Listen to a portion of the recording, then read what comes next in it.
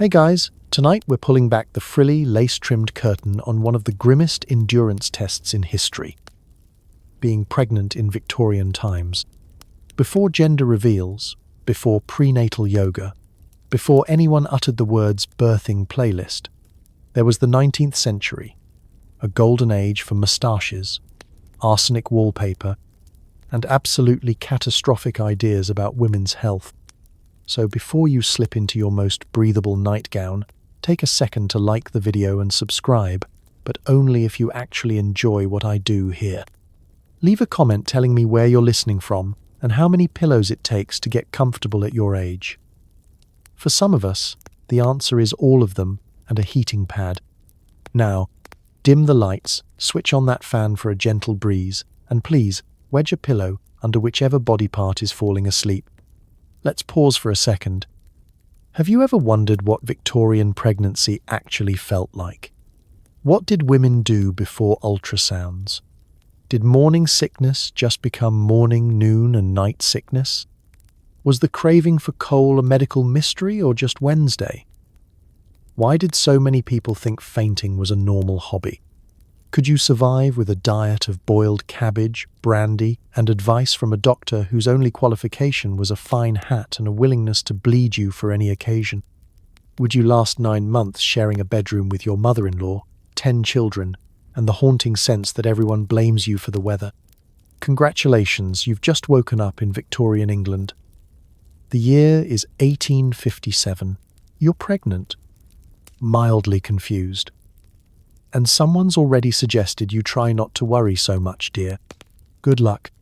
The faintest clue that you might be in the family way is less about pea sticks and more about your neighbour, Mrs. Chumley, noticing you didn't faint at church and loudly declaring you look a bit peaky. In Victorian England, the earliest sign of pregnancy is someone else's suspicion, followed by unsolicited advice from a midwife who still believes in miasma. Let's be clear.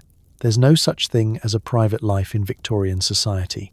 The moment you so much as burp oddly during afternoon tea, you're the subject of an unspoken, citywide diagnostic panel. Forget clear blue or nervous Googling. Diagnosis comes with a side of gossip and a full parade of relatives. Mrs. Chumley, who has the hearing of a bat and the subtlety of a marching band, is always the first to declare that you're with child. She makes this announcement while standing 2 feet from your window, voice projecting through thin glass like a foghorn of doom. The mailman learns before you do. This, of course, triggers a chain reaction.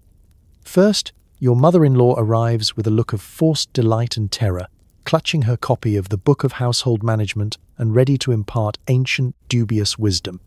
Then comes your aunt, who is there to make sure you haven't simply eaten too much pie. Someone always recommends sitting quietly and thinking about sheep. If you thought you'd have time to process, think again. Victorian society has a group chat, and it's called Every Woman Within a Mile and One Highly Suspicious Grocer. Medical confirmation is no less ridiculous. If you're wealthy enough for a doctor, he arrives in a carriage, armed with an umbrella, a stiff upper lip, and all the scientific insight of a slightly confused scarecrow. The Victorian pregnancy test is mostly: do you feel tired, pale, or have you recently wept over a decorative spoon? If yes, congratulations. That's all the evidence needed. And if you're still unsure, he'll probably recommend a brisk walk, a raw egg, or just not thinking about it so much. In rare, cutting-edge cases, a urine sample might be sent to a chemist who will poke at it with a stick and declare you pregnant, dying, or both. But for most, confirmation is less medical and more mystical. Enter the midwife, a pillar of local superstition, armed with herbal concoctions, terrifying stories, and hands rougher than churchyard gravel. She'll perform the time-honored diagnostic method known as having a good long stare at you and poking your abdomen with the enthusiasm of a cat kneading bread. If she decides the shape of your belly looks hopeful, you're pregnant. If she's having a bad day, it might just be wind. Of course, the signs are everywhere, if you believe the Victorians. Your hair is glossier than usual. Definitely a boy. You crave pickled onions? Twins, for sure. You dream about cows? Ah, my dear, that's a sign you'll have an easy labour. Or possibly just indigestion. The science is loose. For a lucky, or unlucky, few, the first sign comes with the unmistakable return of morning sickness, which is Victorian code for please excuse me while I go throw up behind the rosebush. This becomes a helpful social signal. If you are caught holding your stomach and looking nauseated during prayer, people draw their own conclusions, usually before you've even opened your mouth.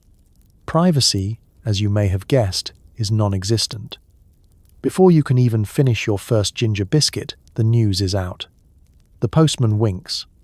The butcher offers you extra liver for strength. And Mrs. Chumley, now completely vindicated, offers to lend you her lucky birthing shawl, a piece of fabric that's allegedly delivered 19 children and at least 2 healthy goats. By the end of the week, you're an open book, your symptoms public property, and your uterus the subject of more local speculation than the price of potatoes. Welcome to the Victorian pregnancy experience, where everyone else knows you're expecting, sometimes before you do, and the only thing more reliable than local gossip is the fact that you'll never, ever be alone again. There's no Instagram post, just a series of knowing glances, a few muffled gasps, and your mother-in-law clutching her pearls so hard they nearly shatter. By dinner, the entire village knows, and the vicar's already working pregnancy into his sermon about the perils of pride. Victorian England doesn't believe in subtlety. News travels at the speed of candle gossip, which, if you're wondering, is roughly 4 times faster than a carrier pigeon and only slightly slower than a nosy neighbour's sprint. The moment the family suspects you're expecting, the information disperses like a fog over the moors, seeping under doors, around corners, and through every crack in your privacy. It starts at home, with your husband giving you that wide-eyed, shell-shocked look of a man who's just realised he'll soon have to share his favourite armchair with another tiny, screaming human.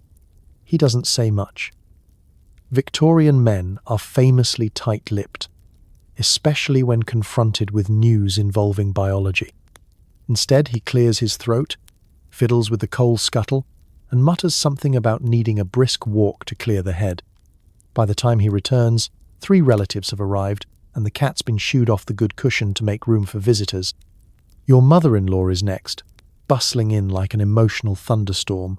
She swings between joy, anxiety, and a sharp eye for any sign you're doing it wrong.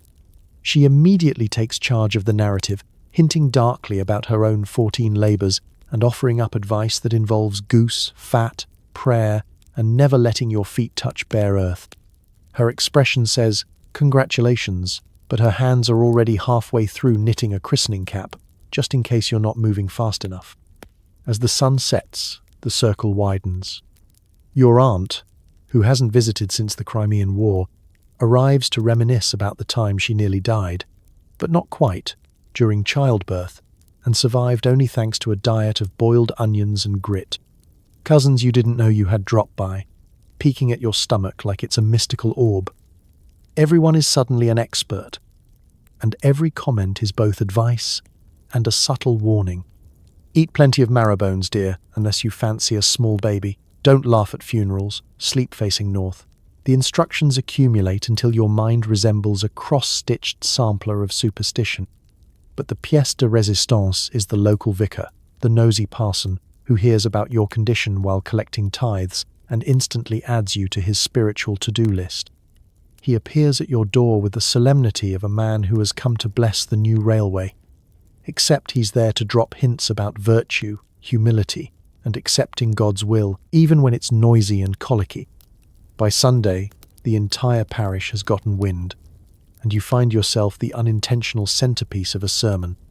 The miracle of life, my friends. Let us reflect on humility, temperance, and not seeking attention. All eyes in the church discreetly swivel in your direction. You try to hide behind a hymnal, but the organist is already smiling at you with the secret knowledge of one who's had 7 children and survived.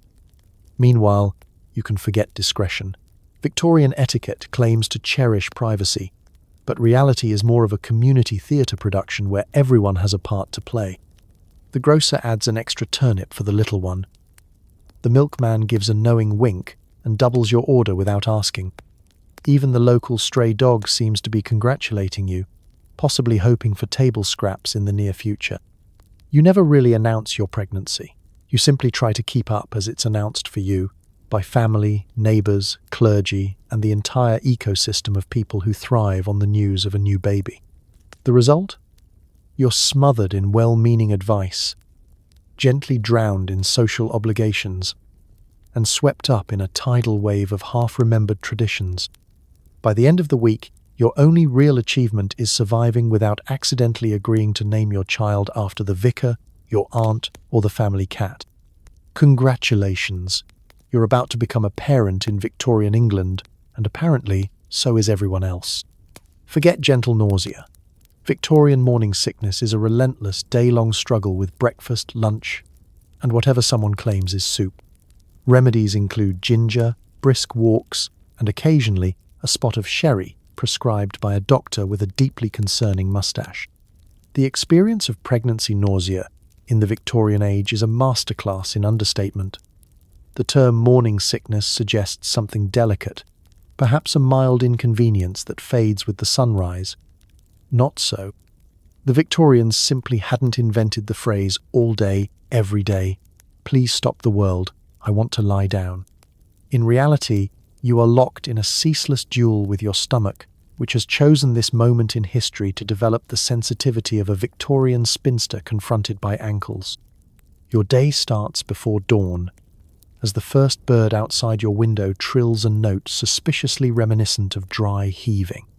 Victorian houses, with their creaky floorboards and mysterious drafts, seem specially engineered to magnify the aromas of boiled cabbage, pipe smoke, and the faint but unmistakable scent of despair. Your first task is making it from bed to the chamber pot before anyone notices you're trying to navigate the hallway while clutching your stomach and praying you don't faint and become the next item of village gossip. Breakfast is less of a meal and more of a dare. Your loving spouse offers you a wedge of bread, yesterday's porridge, and the encouragement to try a little broth. It'll settle your stomach.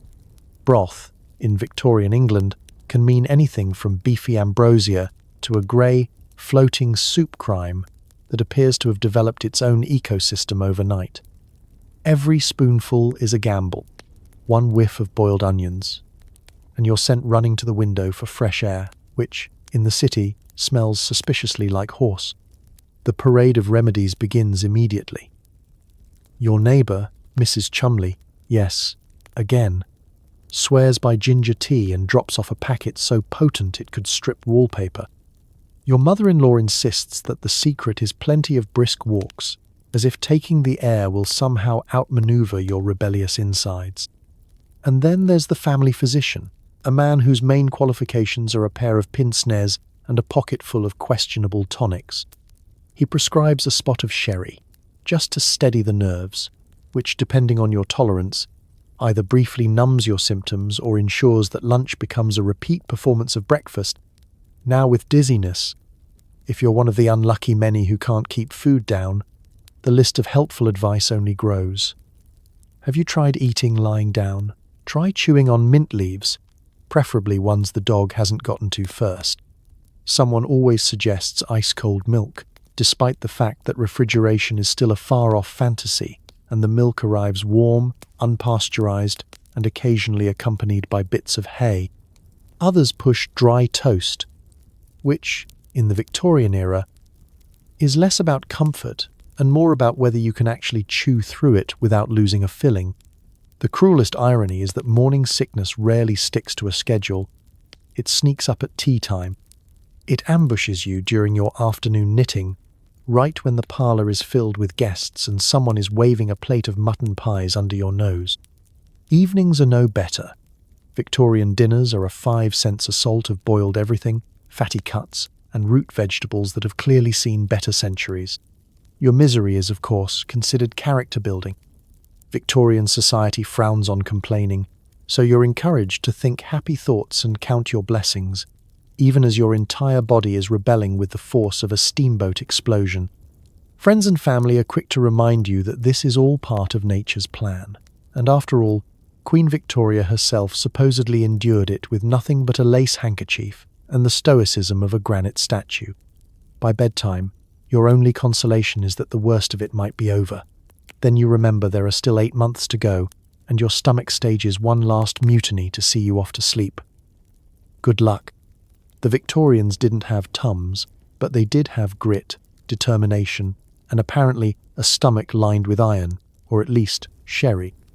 And so you drift off, clutching a ginger root and silently vowing revenge on anyone who ever described this as just a little queasiness.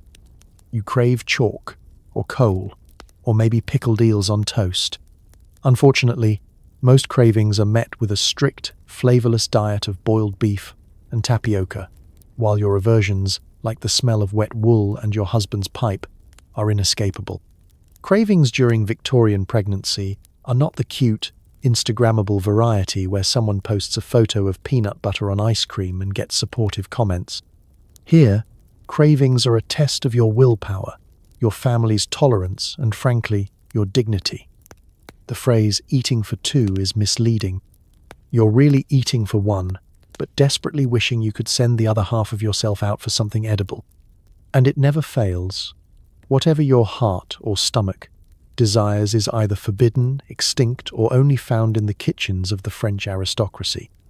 Your neighbour, of course, remembers craving raw turnips soaked in vinegar, and your mother-in-law claims she survived on a steady diet of boiled carrots and gentle disappointment.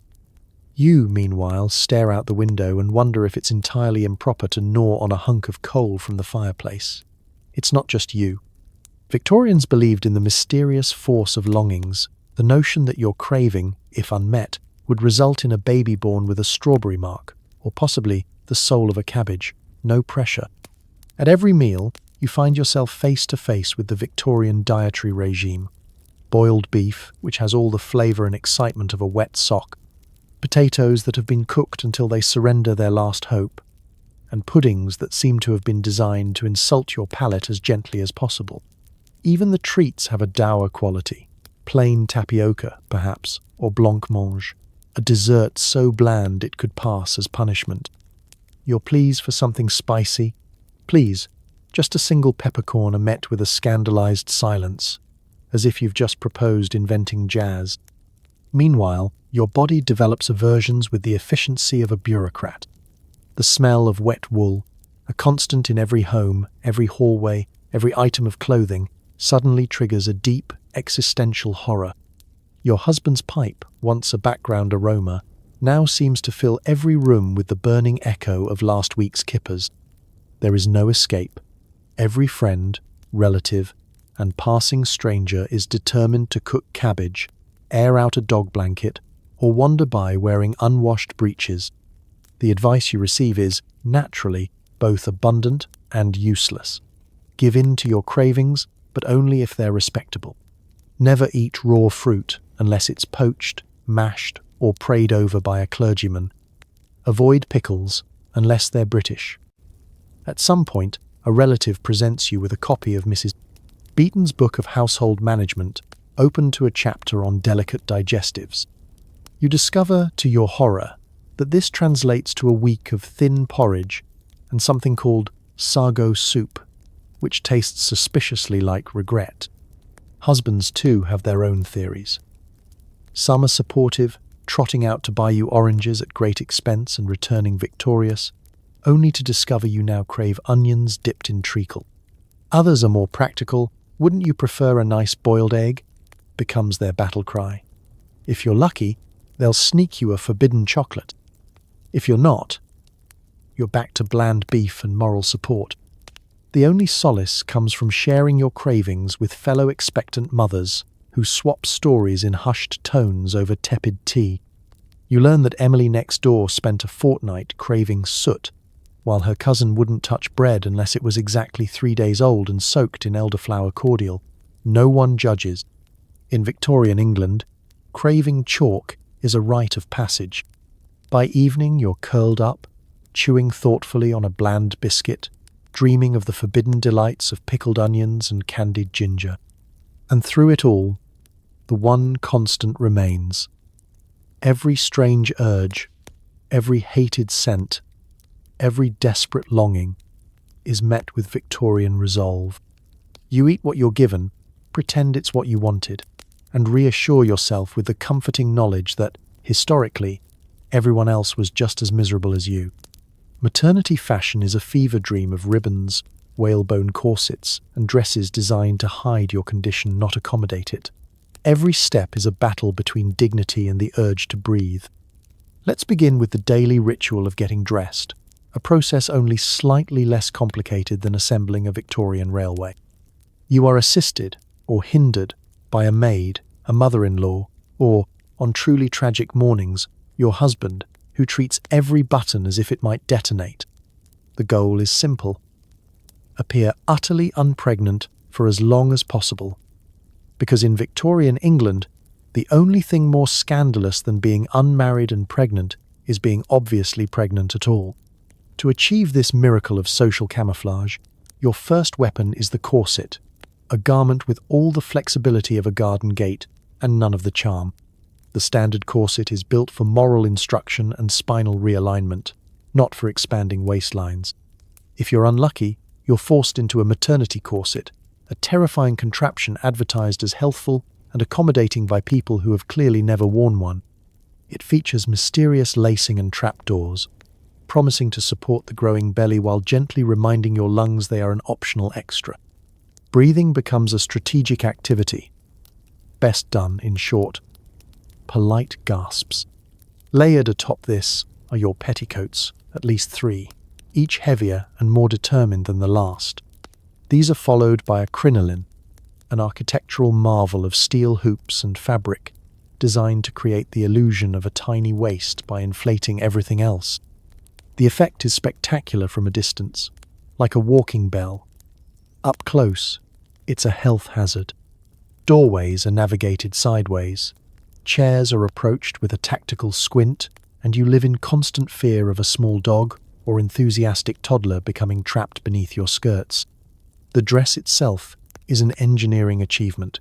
Yards of fabric draped, pleated, and gathered to perfection, always in colours that manage to highlight your pallor and never your mood. Many dresses feature high necks, long sleeves, and enough buttons to keep an entire sewing guild in business. All of this is designed, of course, not to flatter your changing figure, but to obscure it, as if your entire pregnancy is something to be negotiated with shadows and clever tailoring. In public, your outerwear must be even more discreet.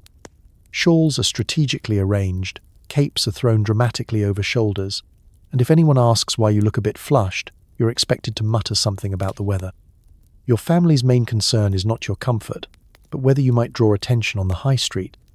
Should a neighbour suspect you're in a delicate condition, you risk a wave of pointed stares and sympathetic nods, which in Victorian society is tantamount to being handed a scarlet letter and a megaphone. Footwear is, unsurprisingly, a forgotten afterthought. Shoes are dainty, heeled, and designed for women who do not walk. Pregnancy, however, is an adventure in swelling feet and shifting balance. The only thing standing between you and a spectacular public tumble is a single, overworked button on your left shoe. Fashion magazines of the era suggest helpful tips, like disguise your shape with elaborate sashes or adopt a demure waddle. Society, meanwhile, expects you to remain upright and graceful, no matter how many layers you're lugging or how often you're distracted by the gentle internal kicking of your future heir.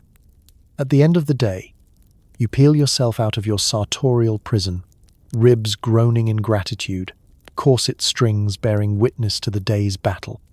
Modern maternity leggings and elastic waistbands feel like science fiction, luxuries of a distant utopia. You settle into your nightgown, which is mercifully loose, and reflect on the heroic endurance required simply to get dressed in Victorian England. So next time you slip on sweatpants, pause to thank your ancestors who survived the great age of corsets, crinolines, and the daily gamble of whether their outfit would let them breathe, or just faint stylishly in the drawing room. Every neighbour is suddenly an expert. Don't look at the moon. Don't touch a toad. Don't eat strawberries if you don't want a strawberry-shaped baby. Your actual doctor? He'll mostly nod along but recommend leeches, just in case. Pregnancy in Victorian England isn't just a medical event. It's a full-contact sport of superstitions, folklore, and advice so questionable you start to suspect everyone is just making it up as they go. From the very moment Mrs. Chumley squints at your ankles and whispers, "Congratulations," the air becomes thick with a kind of advice fog. You can't walk down the street, fetch a turnip, or even sigh too loudly without someone materializing to offer a dire warning or a guaranteed remedy for a trouble you didn't know you had. The first wave comes from the older generation, grandmothers, great-aunts, and family friends who survived a dozen pregnancies each and have the opinions to prove it. If you crave vinegar, it means a girl, your great-aunt declares, while she stirs her tea so violently you fear for the porcelain. Don't look at ugly people, she adds, or you'll have an ugly baby. You nod, wondering how to discreetly cover every mirror in the house. Some beliefs are oddly specific. Don't step over a cat, or your child will be born with a tail and possibly a deep fear of milk. If you drop a needle and it points north, you'll have a boy. If it points south, a girl. If it points east or west, the advice is to go back to bed and try again tomorrow. You're advised to keep a piece of iron in your pocket to ward off fairies and to never, under any circumstances, let a magpie see your belly. The rules multiply every week. The culinary warnings alone are enough to make you paranoid. Strawberries are strictly off-limits unless you want a birthmark shaped like a berry on the child's cheek.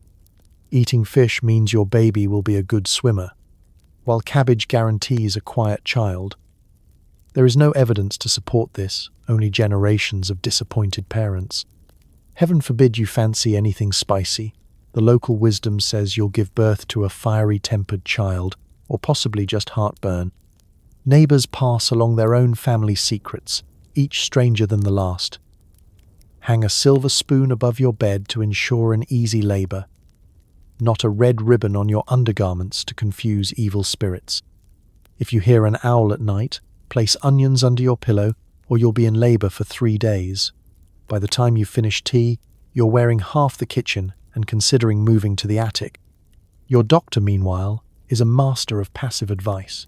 He listens to the neighbours' tales with the same distant expression he uses when someone asks about washing hands. He doesn't outright dismiss the superstitions after all. Who wants to be blamed for a child born with a birthmark shaped like Wiltshire?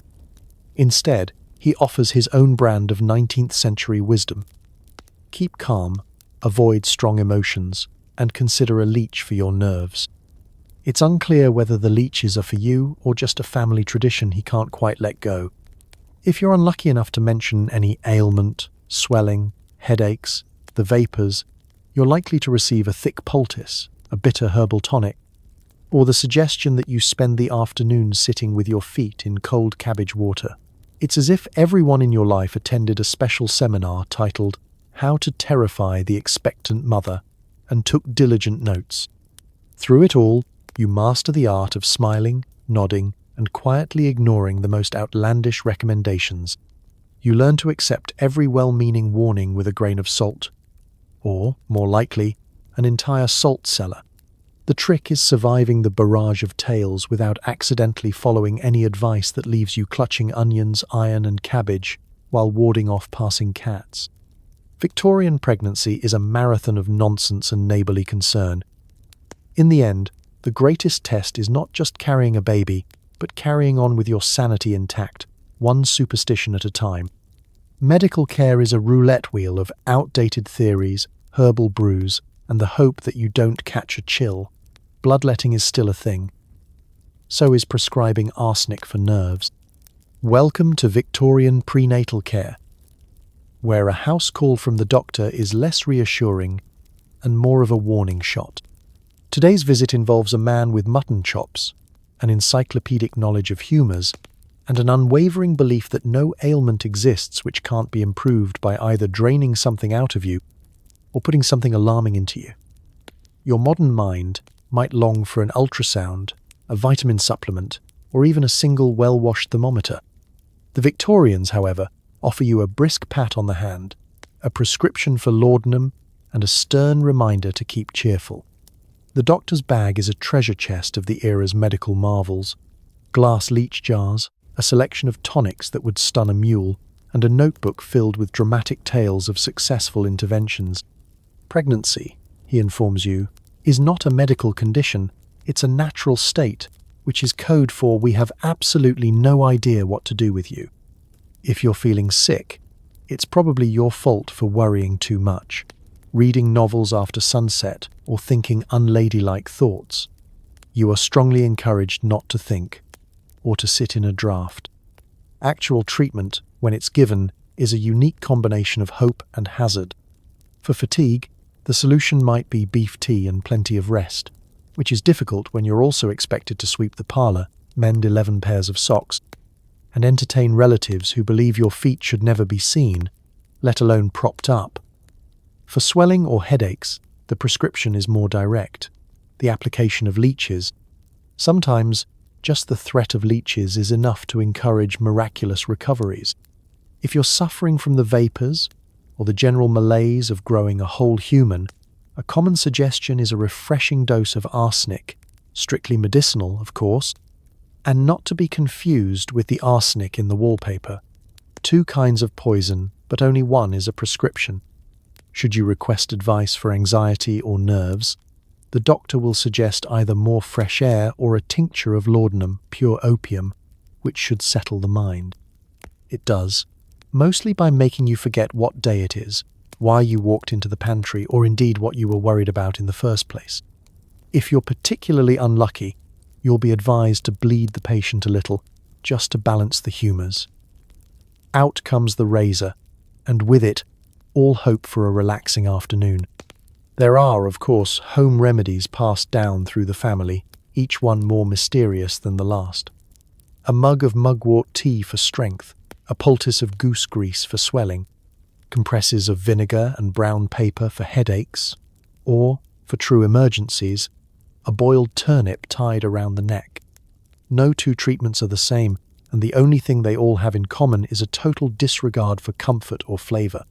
For the truly elite, there's spa treatment, which means being sent to a damp resort in Bath, where you can soak in mineral water and listen to other wealthy women describe their own medical misadventures, usually involving fainting spells and a near-fatal encounter with a bad oyster. What you will not get: real prenatal vitamins, reliable diagnostic tools, or a professional who even remotely understands germs. What you will get: a rotating cast of relatives, advising rest, home remedies that taste like regret, and the strong suggestion that your most important task is to keep cheerful and avoid any mention of pain, discomfort, or, heaven forbid, complications. By the end of it, Victorian prenatal care feels less like science and more like a darkly comedic obstacle course. You're left to hope that, like so many before you, you'll simply muddle through, armed with grit, superstition, and the knowledge that at least you dodged the boiled turnip necklace. 1 minute you're upright, the next, you're out cold on the parlour rug, while people debate whether to open a window or throw water on you. Victorian fainting is a competitive sport and, frankly, a handy excuse to escape awkward dinner conversations. Victorian pregnancy is a masterclass in involuntary public performances, and nowhere is this more apparent than with fainting fits. There's no warning, just a gentle swoon, a dramatic sigh, and suddenly you're horizontal, surrounded by a flurry of anxious relatives and at least one person shouting, "Fetch the smelling salts!" It's less a medical emergency and more an impromptu audition for the local amateur dramatic society. Everyone in the room knows their lines.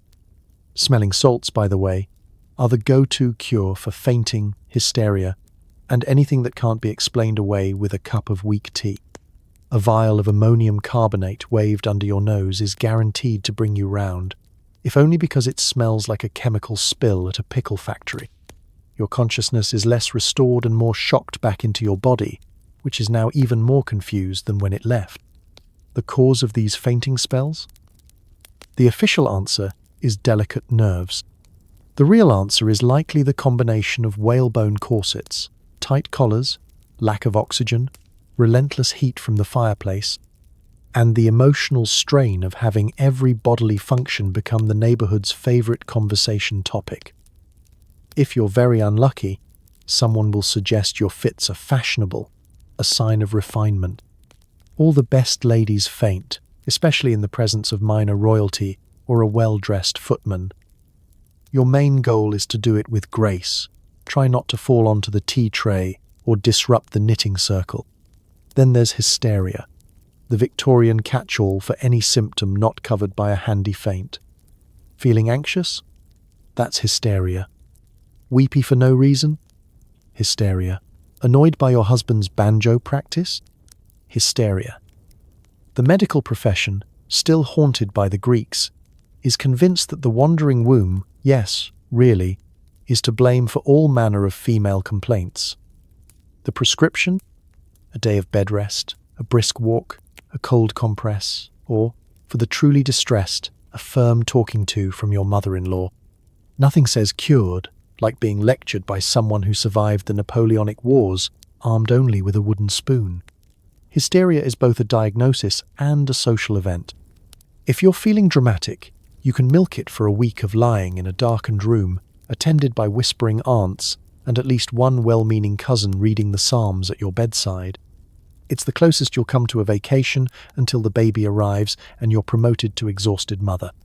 For those less inclined to theatrics, hysteria is a private misery, quietly managed with long walks, embroidery, and the occasional illicit sigh. The real winners here are the family pets, who view every fainting fit as an opportunity to claim the warmest spot on the rug. The family cat is particularly adept at nestling beside your limp hand, as if to say, "Don't worry, I'm here for the inheritance." Of course, fainting fits come with rules. You must never collapse in the scullery, too undignified, the garden, too muddy, or at the village fete, too public, unless you're after a marriage proposal. The preferred location is the drawing room, preferably onto a fainting couch, thoughtfully placed for just this purpose. The fainting couch, by the way, is the era's greatest invention, a piece of furniture designed for women to collapse onto when the weight of society, fashion, and overcooked cabbage becomes too much. Once you've revived, you're expected to rejoin the world, cheeks delicately flushed, and resume your place at the card table or the embroidery hoop, as if nothing happened. Fainting in Victorian England isn't just tolerated, it's woven into the social fabric, a gentle reminder that when life becomes overwhelming, you can always take a moment, or several minutes, to drop out of it entirely. So if the pressures of Victorian pregnancy become too much, don't worry. There's always the fainting couch, a bottle of smelling salts, and a cast of anxious relatives ready to make your return to consciousness as dramatic as your exit. Whether you're married or not, everyone has an opinion about your pregnancy. Strangers, clergy, and the occasional goat have thoughts on your moral character, your future child, and whether you should be seen in public at all. In Victorian England, the moment you start to show, or even sneeze in, a suspiciously maternal manner, you are officially public property. It's not just your family who takes an interest, it's everyone. The entire village operates as a living, breathing comment section, only with more facial hair and fewer emojis. Stepping outside is less a pleasant stroll and more an audition for a never-ending morality play. The cast includes the butcher, 3 laundresses, the local vicar, and that one old man who's never spoken to you but suddenly feels qualified to offer advice on child rearing. Let's start with the obvious. If you are married, congratulations. Your pregnancy is only moderately scandalous. You will be admired, quietly, and only when you're not present. Public praise is considered dangerous. It might go to your head, which Victorians believe is already under severe strain. You will, however, receive an endless supply of nods, raised eyebrows, and tight-lipped smiles that seem to say, "Well done, but don't make a fuss about it." Should you venture out for a walk, every neighbour you pass will glance at your belly, your shoes, your hat, and your companion, as if checking for compliance with an unwritten code of maternal conduct. Did you sit on a bench for too long? Mrs. Maple will whisper that you're overindulging. Did you walk too quickly? The grocer will mutter about risking the baby. You simply can't win. If you are unmarried, or worse, newly married and showing too soon, the scrutiny intensifies. Your every movement is analysed for evidence of impropriety. The local women gather in small clusters, pretending to discuss the price of flour while absolutely dissecting your entire romantic history. The vicar's wife may suddenly take an interest in your spiritual well-being, inviting you to prayer meetings and offering unsolicited tracts on the importance of purity. Even livestock get in on the act. The neighbour's goat stares just a little too long, silently judging you with those unblinking eyes. Your condition is a hot topic for Sunday sermons. The vicar will weave your situation into parables about humility, discretion, and bearing one's burdens quietly.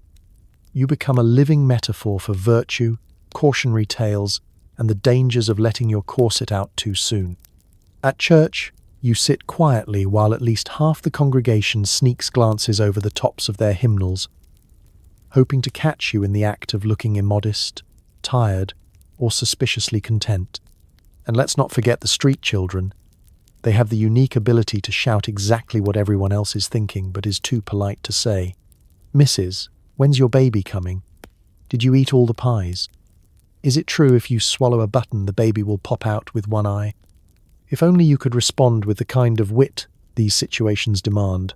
But alas, you are bound by Victorian manners, which dictate that you smile, nod, and pretend your patience is infinite. Public spaces are a gauntlet. Shops, markets, and tea rooms are filled with women who have been through it and believe it is now their sacred duty to ensure you don't make the same mistakes. Every morsel of food you purchase is scrutinized for suitability. "Oh, buying pickles, dear? Well, I suppose some women do, but I never touched a pickle with any of my 6, and they all came out with straight spines and perfect temperaments." It is implied that you are already behind. In the end, public opinion isn't just an abstract force, it's an active, suffocating presence. You are judged for being too cheerful, too pale, too robust, or too thin. Your future child is discussed as if it's already arrived and is currently failing at Latin. You are expected to be invisible, exemplary, humble, and grateful all at once. Survive public opinion in Victorian England, and congratulations. Childbirth itself will be a breeze by comparison. At least the midwife won't bring a goat. Congratulations, you're still expected to scrub, cook, and sew, regardless of how many months along you are. If you complain, the solution is simple: more housework. Victorian England is a magical time for anyone who enjoys being simultaneously pregnant and overworked. Unlike modern society, where you might receive well-meaning offers to put your feet up, the 19th century's idea of taking it easy is watching you knit while standing. The household does not run itself, and no one, not your husband, not your mother-in-law, not even the family cat, thinks pregnancy qualifies you for a break. In fact, any sign of fatigue is met with stories about how Aunt Edith birthed twins while churning butter and hosting a dinner for 17. Morning begins with a long list of chores, all dictated by the sacred text known as "What My Mother Did." You're expected to rise early, set the fire, and sweep the hearth before anyone else has finished snoring. If you're feeling queasy, you may pause briefly to dry heave into the chamber pot before preparing breakfast for everyone else. Porridge must be stirred, eggs must be coddled, and bread must be baked, preferably before your morning sickness truly kicks in. All of this while wearing an apron and the resigned expression of a woman who knows she's only halfway through the day. Laundry day is especially joyous. Labour-saving devices are still the stuff of steampunk fantasy. Instead, you're armed with a washboard, a bar of soap, and the hope that your back holds out until the second rinse. Hauling buckets of water from the well counts as gentle exercise, according to every woman over 50. If you're lucky, someone might lend a hand with the wringing, but only after remarking on how sturdy you look. After laundry, there's sewing, never-ending, soul-draining sewing. Babies, after all, need a full layette, nightgowns, caps, bonnets, and mysterious squares of linen that everyone claims are absolutely essential. And if your stitches aren't neat enough, your mother-in-law is ready with a helpful reminder. A crooked hem means a crooked life. Modern maternity leave is a distant science fiction dream. Here, your leave comes the morning your waters break and someone physically bars you from the laundry tub. Cleaning is a daily gauntlet. Dust is the enemy.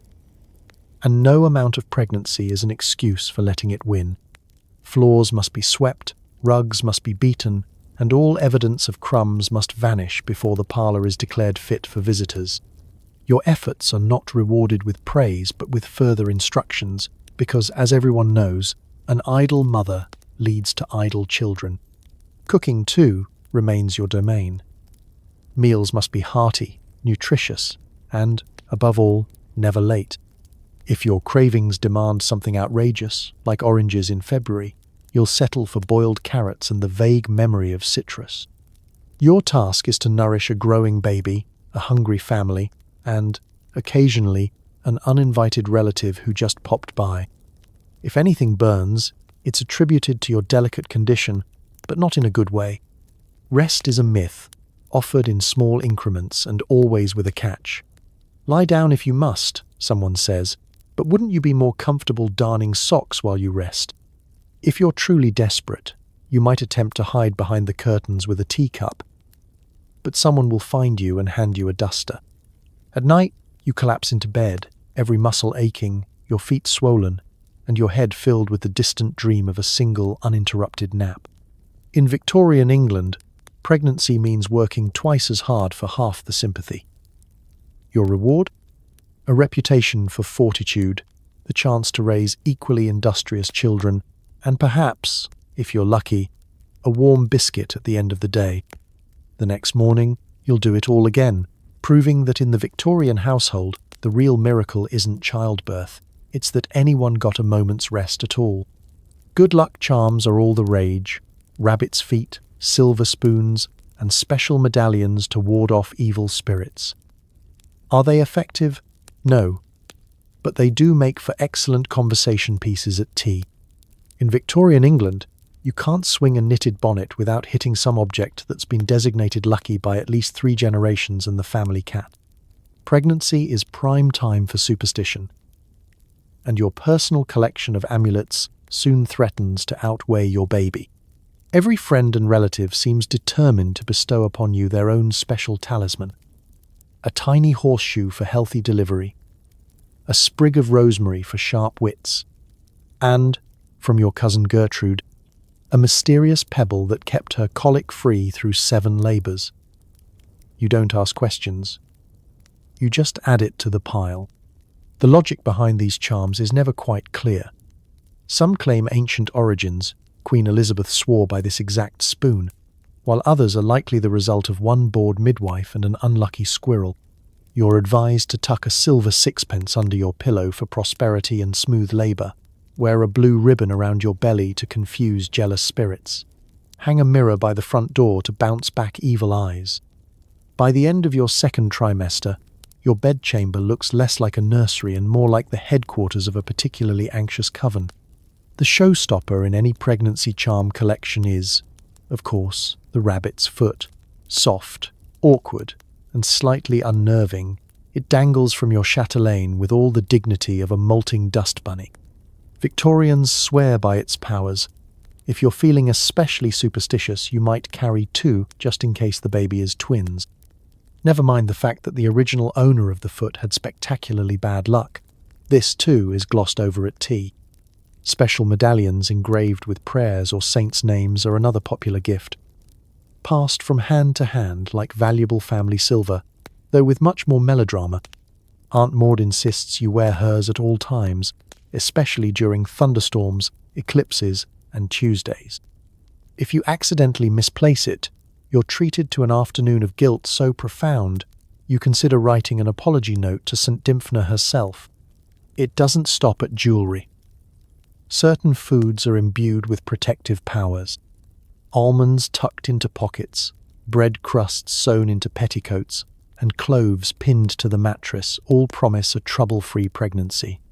Whether any of it works is beside the point. The ritual is soothing, and the explanations, while confusing, at least keep you occupied during long evenings when the baby insists on practicing somersaults. Warding off evil isn't just for your own benefit, it's considered a public duty. A neighbor spies you walking without your protective charm and waves you over, tucking a piece of iron into your glove to keep away the fairies. Passing strangers toss out unsolicited advice. Touch wood if you feel a twinge, or never rock an empty cradle lest you invite bad luck. If you forget a ritual, there's always someone happy to remind you, often with the earnestness of a town crier. The men in your life are typically baffled, but even they're not immune. Your husband might quietly pin a button to his waistcoat for safe passage, or agree, after much prodding, to carry a sprig of lavender in his coat pocket just to be on the safe side. He'll never admit it, but the one time he left it behind and twisted his ankle on a cobblestone, he spent the next week faithfully repinning it every morning. By the end of pregnancy, you're weighed down with trinkets, herbs, and the collective anxieties of everyone you've ever met. None of it is proven, and most of it is uncomfortable. But the ritual of charms becomes a gentle kind of armor, a way to feel prepared in a world where childbirth is as unpredictable as the English weather. You may not believe in every charm, but they give you something else to do with your hands while you wait, hope, and try to avoid Mrs. Chumley's latest guaranteed talisman. And if nothing else, your collection makes for a smashing story at tea, especially when the medallion falls into the soup. The first flutter of movement is a miracle. It's also a cause for alarm, celebration, or in one aunt's opinion, a sign you need to eat more suet pudding. Medical science says, that's probably normal, but let's not rule out hysteria. For months, you've been quietly, sometimes desperately, waiting for a sign that your baby is actually in there, and not just the result of eating too much questionable mutton. Then, one perfectly ordinary afternoon, something shifts. At first, it feels suspiciously like indigestion, but then it happens again, a faint, unmistakable flutter, somewhere between a butterfly's wing and a rogue pea rolling under your ribs. Congratulations, you've officially experienced quickening, the Victorian term for that first magical baby kick. This is the point when pregnancy, once an abstract community project full of fainting, advice, and rabbit's feet, suddenly gets real. You are no longer just a vessel for everyone's opinions. You're now the arena for a miniature boxing match, starring your future heir and whatever you had for lunch. The sense of wonder is quickly followed by panic. Should you tell anyone? If you're wise, you keep it to yourself for about 5 minutes, before blurting it out at tea and watching as the entire family leaps into action. Your mother-in-law is the first to react, dabbing her eyes and muttering something about the continuity of the bloodline. Your aunt immediately prescribes suet pudding for strength, and possibly to weigh the baby down, so it can't float up and cause trouble. Neighbours begin dropping by with their own stories of quickening. Mrs. Chumley, who claims she felt her son kick so hard she spilled her soup, or the postmistress, who says she only knew she was expecting when the baby tapped out a Morse code for help. Everyone has a theory, and every theory is different. Victorian medical science is deeply invested in the quickening milestone, mostly because it gives doctors something concrete to discuss that doesn't involve leeches. The leading theory is that quickening marks the baby's soul entering the body, which is both poetic and deeply alarming. If the baby kicks too soon, it might be an excitable child. If it's late, everyone worries you're lacking in vital spirits. For good measure, the family doctor reminds you that what you're feeling could always be a case of wind, nerves, or latent hysteria. His prescription: rest, avoid strong cheese, and write down every flutter in a small, leather-bound notebook. The legal world takes quickening seriously too. Prior to quickening, you're considered possibly, but not officially, pregnant. After quickening, there's no going back. The law, the midwife, and your entire extended family are now invested in your belly's every move. Quickening is the social green light for receiving gifts, tolerating awkward advice, and fielding even more questions from neighbours who have suddenly discovered a passionate interest in the position of your navel. Every little kick or wiggle is analysed and interpreted like a fortune-telling session gone wild. That was a strong one. You'll have a boy, mark my words. Feeling movement after stewed prunes. The child will be clever. You soon develop a running commentary in your own mind, trying to decode if that jab was a future poet, a wrestling champion, or just the ghost of last night's turnip soup. As the weeks progress, your baby becomes more assertive, stretching, turning, and, on occasion, staging a dramatic protest at 2 a.m. This is when you realize the quickening isn't just a milestone, but a preview of your next few decades. The baby's schedule is unpredictable. The kicks are sometimes uncomfortably close to the bladder, and yet, there's an odd reassurance in it all. You're sharing your body with a tiny, determined roommate. And for better or worse, you're in it together. The Victorians may have misunderstood almost everything about pregnancy. But they were right about one thing. That first flutter really is a miracle. Even if it's sometimes mistaken for pudding, doctors range from kindly, befuddled men with leather bags to complete charlatans selling opium tonics. Both will suggest vigorous walking and not thinking too much. In Victorian England, going to see the doctor is a phrase laced with equal parts hope, dread, and the suspicion that you might have better luck consulting the family cat. The local physician, if you're fortunate enough to have one, arrives at your door in a waft of camphor and mystery. He's usually armed with a stethoscope, recently invented, almost never used, a battered notebook, and at least one outlandish opinion about the female body. Medicine is a science, yes, but mostly in the same way that alchemy is a science, equal parts guesswork, folklore, and a splash of theatrical confidence. The consultation begins with a brisk handshake, a long stare at your colour, and a series of questions so vague you begin to wonder if you're there to see him or he's there to see you. How's your appetite? Are you keeping cheerful? Have you been exposed to any strong emotions like thunder or French novels? If you mention fatigue or faintness, you can expect a knowing nod, followed by a prescription for plenty of brisk walks in the fresh air, regardless of the season, your condition, or the fact that the air outside is mostly coal smoke and judgmental pigeons. If you're lucky, your doctor is one of the kindly types, a man who learned his trade from his father, who learned it from a book, which was in turn written by someone who once saw an actual operation. He means well, offering soothing platitudes and the occasional peppermint lozenge. He'll pat your hand, murmur. The female constitution is remarkably robust, and then offer some gentle advice to avoid undue excitement, as if your uterus is liable to leap out of your body at the first sign of a heated argument. On the other end of the spectrum, you might encounter the enthusiast. The doctor who's recently attended a lecture and is determined to try out every new idea on the unsuspecting population. This is the man with a case full of bottles, each containing something alarming: tincture of belladonna, a dab of opium syrup, and the ever-popular laudanum. If you complain of back pain, he'll recommend a tonic to quiet the nerves. For heartburn, he prescribes drops of mercury in water, a solution that, if nothing else, takes your mind off the pregnancy entirely. In between, there are the quacks. The Victorian era is a golden age for medical charlatans, men who show up at the market with snake oil, magnetic belts, and pamphlets promising miraculous cures for female troubles. For a few shillings you can buy a bottle of Dr. Simpkin's celebrated cordial, which is mostly gin and possibly an actual snake.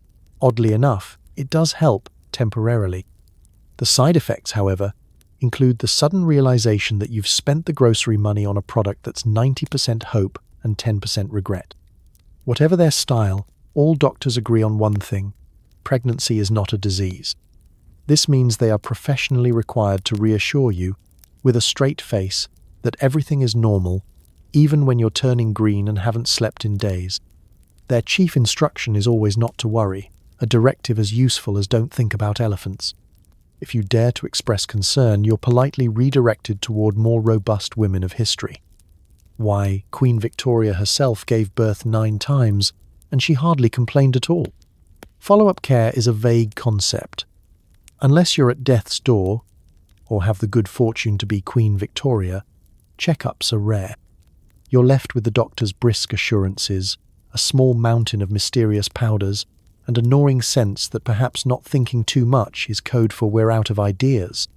In the end, dealing with a Victorian doctor is a test of patience, blind faith, and a willingness to nod along while secretly pinning your hopes on ginger tea and survival instinct. It's not medicine as we know it, but at least it comes with a peppermint. The true experts are other women. Midwives show up armed with experience, herbal tea, and a steely gaze that could scare the Reaper himself. Wet nurses hover on the horizon, just waiting to inherit your baby and your household gossip. In the grand, chaotic theatre of Victorian pregnancy, no one works harder, nor is more quietly terrifying, than the midwife. She arrives at your doorstep with the uncanny knack of always appearing just as you're trying to sneak a nap. Her arms are full of mysterious bundles, herbs, old towels, a battered kettle, and a bottle of something so strong it could sterilize a cannon. Unlike the kindly but clueless doctor, the midwife actually knows what she's doing. She's delivered half the village, stitched up a few wayward husbands, and delivered such a volume of advice that you half expect her to start charging rent for her opinions. The first thing you notice is her voice, a calm, no-nonsense tone, honed by decades of telling anxious fathers where to stand and children when to keep quiet. She listens to your worries, feels your belly with the focus of a master sculptor, and offers honest assessments. You'll be fine, my love. Unless you aren't, and if you aren't, we'll manage. Victorian reassurance at its finest. Her arsenal of remedies makes the doctor's black bag look like a sad picnic basket. She brews herbal teas for every complaint, raspberry leaf for strength, chamomile for nerves, peppermint for all those little upsets. If you need courage, she slips you a nip of gin, just for the nerves. Her hands, large and competent, move with swift confidence as she checks on you, delivers news. The baby's head is low, time to walk up and down the stairs, dear, and fends off useless advice from onlookers with a look that could curdle milk. Hovering somewhere between friend, nurse, and local legend, the midwife isn't the only woman in your maternal orbit. There's also the wet nurse, the answer to what happens when, for reasons medical or social, you cannot, or simply will not, breastfeed your child. Wet nurses are women paid to nourish your baby, and in wealthier households, they're as essential as the family cook. These women bring with them their own set of customs, stories, and the oddest collection of secrets you'll ever hear in the nursery. They know whose baby is difficult, who got their name from a visiting baron, and who's likely to inherit Aunt Agnes's eyebrows. Having a wet nurse is both a blessing and a source of endless gossip. The moment she enters the household, alliances shift. The cook wants to know if she'll eat all the porridge. Your mother-in-law worries she'll fill the child with country habits. Most alarming, the baby sometimes prefers the wet nurse, which leads to a brief existential crisis followed by more tea and a pointed chat with the midwife.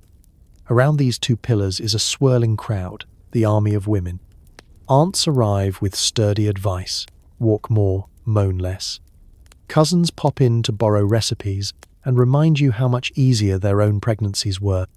And friends gather to share the latest scandal or sigh meaningfully at your ankles. In the background, daughters and sisters-in-law observe everything, taking mental notes for the day they'll join the ranks. If the doctor is the theoretical expert, the women are the practical engineers of childbirth and survival. They may be superstitious, they may be bossy, but they're the glue that holds the Victorian household, and occasionally your sanity, together. By the time the baby is born, you're less a solitary mother and more the commander of a bustling, loud advice-giving regiment. It's messy, sometimes overwhelming, but somehow this crowd of midwives, wet nurses, and unstoppable women makes the Victorian pregnancy journey less lonely and just a little bit more survivable. No one calls it a shower, but you do get a parade of neighbours bringing you hand-sewn baby bonnets, cryptic warnings, and at least one pamphlet about the dangers of laughing too hard while pregnant. There's no festive "it's a boy" bunting strung across the parlour, No tower of pastel-wrapped gifts or cleverly decorated cupcakes. Instead, the Victorian version of a baby shower is a slow-moving, stealthy social operation, conducted under the polite pretense of a ladies' afternoon. Invitations aren't sent, they're implied. You find out you're hosting when women simply begin arriving, shedding shawls, and depositing casseroles on every available surface. The first rule of Victorian baby showers: pretend it isn't happening. The guests bring presents, but none of them come from a shop.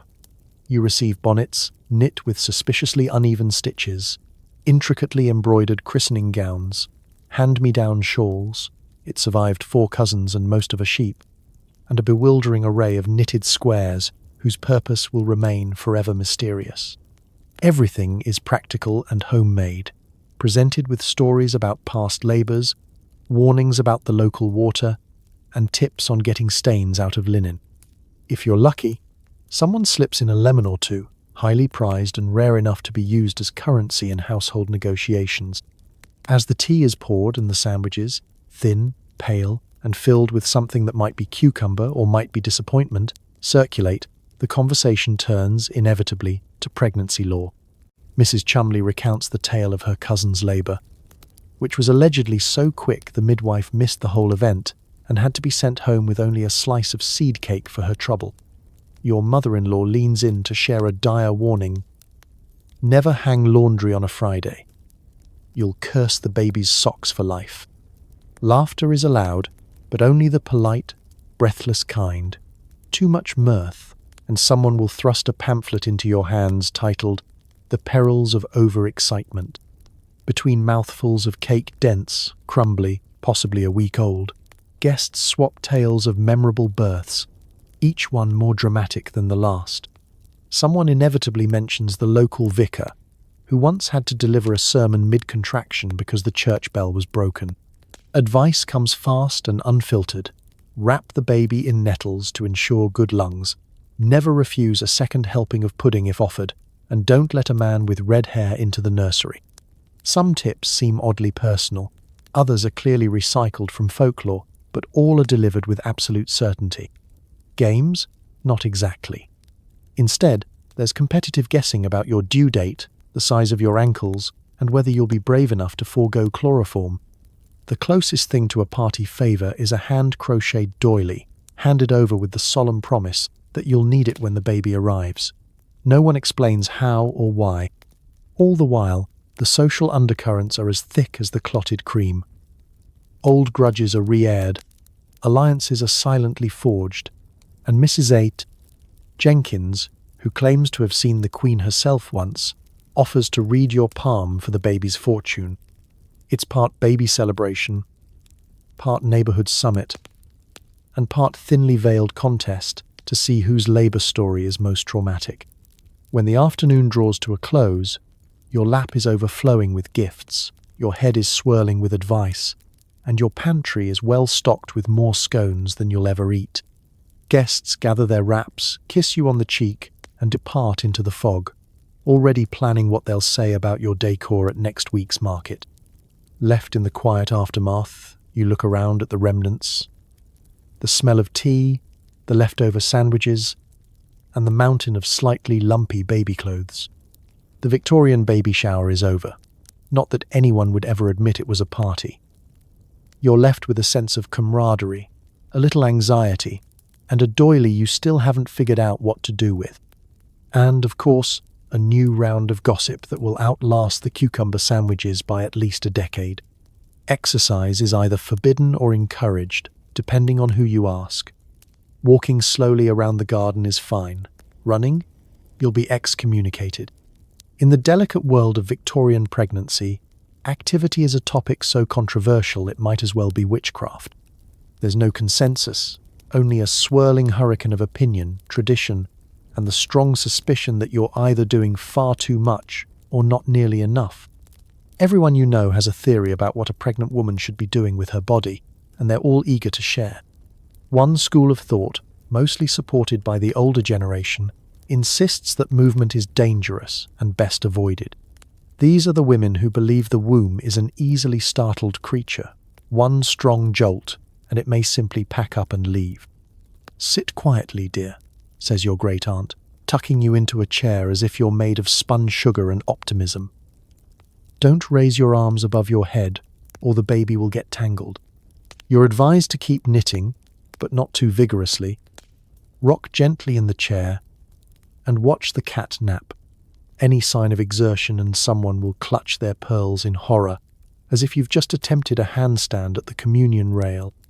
The other camp, led by the self-appointed neighborhood health enthusiasts, argues that gentle movement is vital. "Take the air. Walk about," urges Mrs.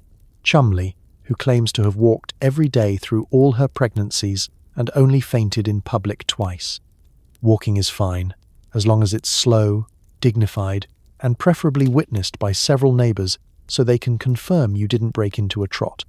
Climbing stairs is a grey area, useful for encouraging the baby along when overdue, but risky otherwise, unless the moon is full or your mother-in-law approves.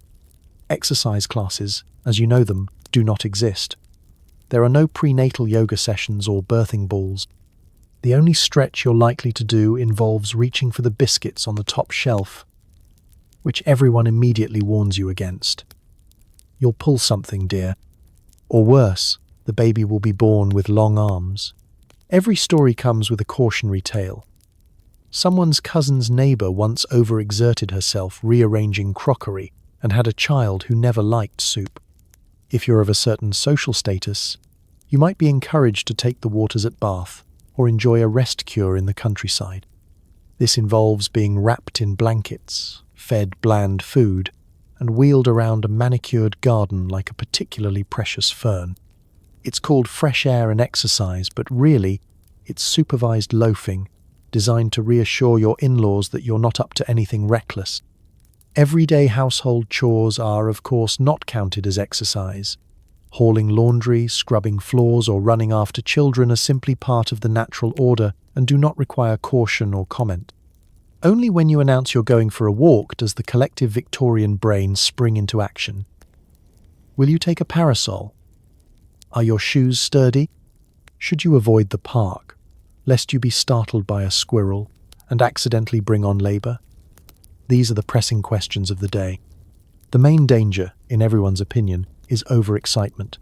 Any physical activity that might raise your heart rate is seen as a slippery slope to catastrophe. Running is out of the question, reserved for emergencies and small children. Dancing is a risk best left to the unmarried. Even laughing too much is frowned upon, just in case it unsettles the delicate balance of your innards.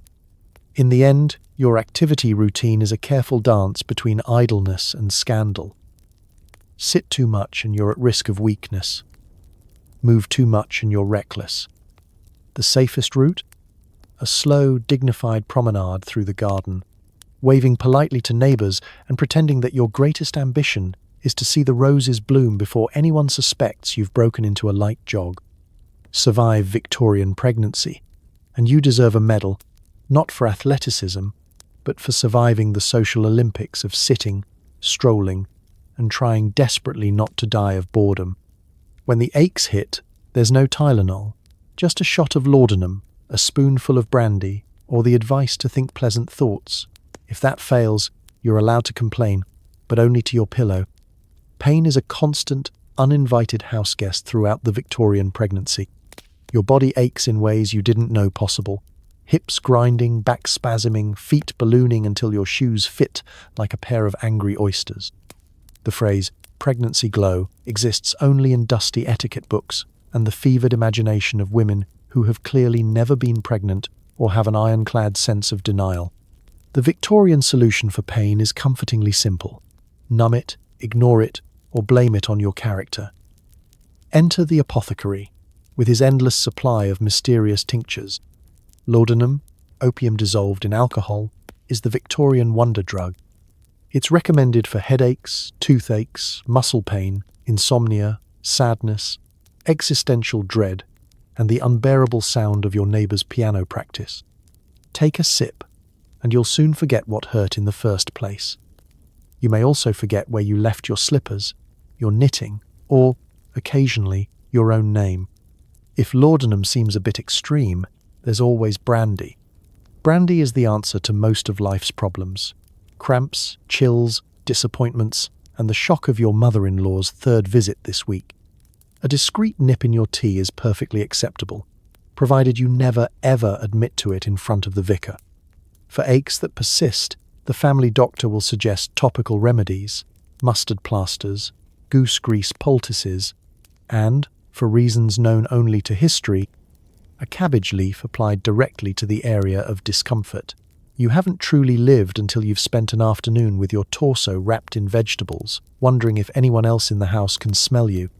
Beyond the pharmacy, the most common prescription is good old-fashioned optimism. Think pleasant thoughts, says your aunt, who has never met a pain she couldn't outlast with sheer stubbornness. Count your blessings, your neighbour chimes in, as if gratitude for the local bakery's currant buns will distract you from your spine attempting a new yoga pose.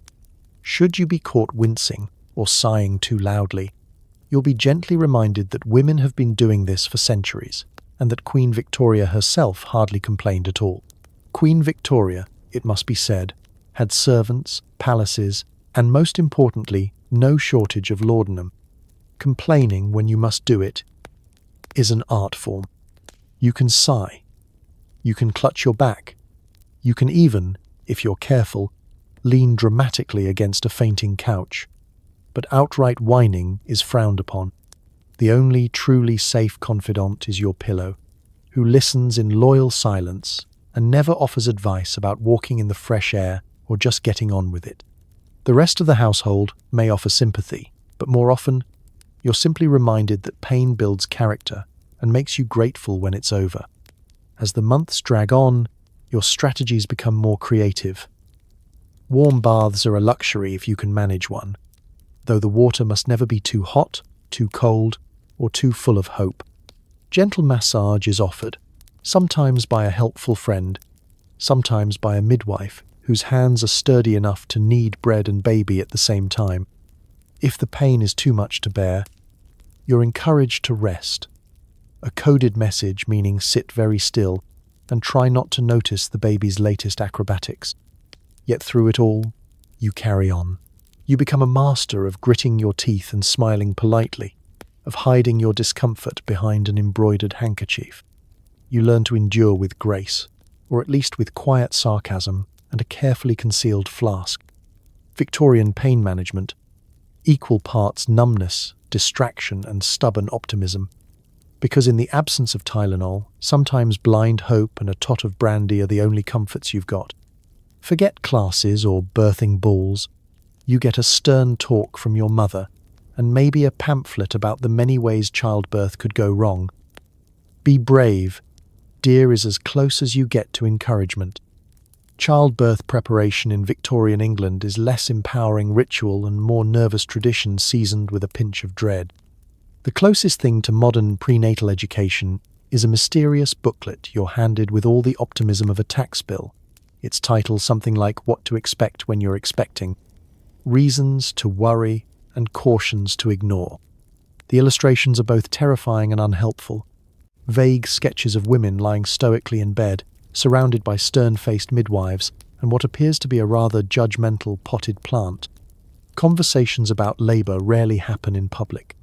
Instead, your mother, grandmother, and any passing aunt conspire to corner you at the most inconvenient moment, usually while you're elbows deep in laundry or trying to eat pudding in peace.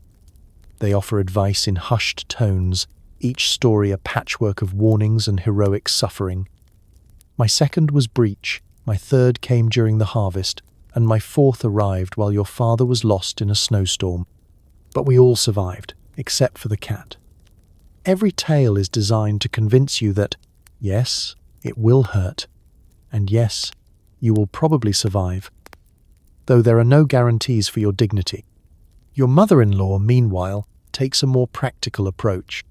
She hands you a knitted blanket for biting on in case you don't get a stick, and a list of things to have ready: extra linens, hot water, and a bottle of gin, ostensibly for the midwife, but you suspect it will be commandeered by any nervous man in the vicinity. The family's old birthing chair is dragged out from behind the wardrobe, dusted off, and placed ominously in your bedroom as if to remind you that many have gone before you, and not all have emerged with their sense of humor intact. Medical professionals don't offer much in the way of reassurance. The family doctor may pop by to remind you that women are built for this sort of thing, which is both comforting and dismissive, and then he quickly returns to his real work, drinking tea and avoiding actual labor calls. Instead, you rely on the wisdom of midwives, who assure you that babies come when they're ready, and that panic helps no one. Their advice is practical, sometimes blunt. Stay calm, keep breathing, and don't bite anyone unless you absolutely must. There are no breathing techniques, no massage oils, no soothing playlists. Instead, your preparation is mostly mental, learning to accept pain as inevitable, mastering the art of stoic silence, and developing a healthy respect for the unpredictability of the entire process. You're encouraged to trust your body, though any mention of biology is quickly hushed up with a warning glance. The only physical prep might be a few awkward attempts at walking up and down stairs to hurry things along, though if the neighbors see you, you'll never hear the end of it. What you will get, in abundance, is a parade of practical warnings. Don't scream too loudly, or you'll frighten the livestock. Don't faint unless it's absolutely necessary, and above all, be brave. This phrase is repeated by every woman you know until it loses all meaning, becoming a kind of background chant that echoes in your head at night. By the end, your preparation is a patchwork of handed-down relics, practical fears, and a well-worn blanket to squeeze when things get serious. The day arrives without ceremony, and you face it with the combination of terror and determination that defines generations of women before you. There's no class, no playlist, just the certain knowledge that, one way or another, you'll get through it, and you might even get to keep the blanket. There's no telling exactly when the baby will arrive, so you wait, and knit, and listen to your relatives tell horror stories about childbirth in the old country. Welcome to the final act of Victorian pregnancy, a suspense thriller with no schedule and no reliable clocks.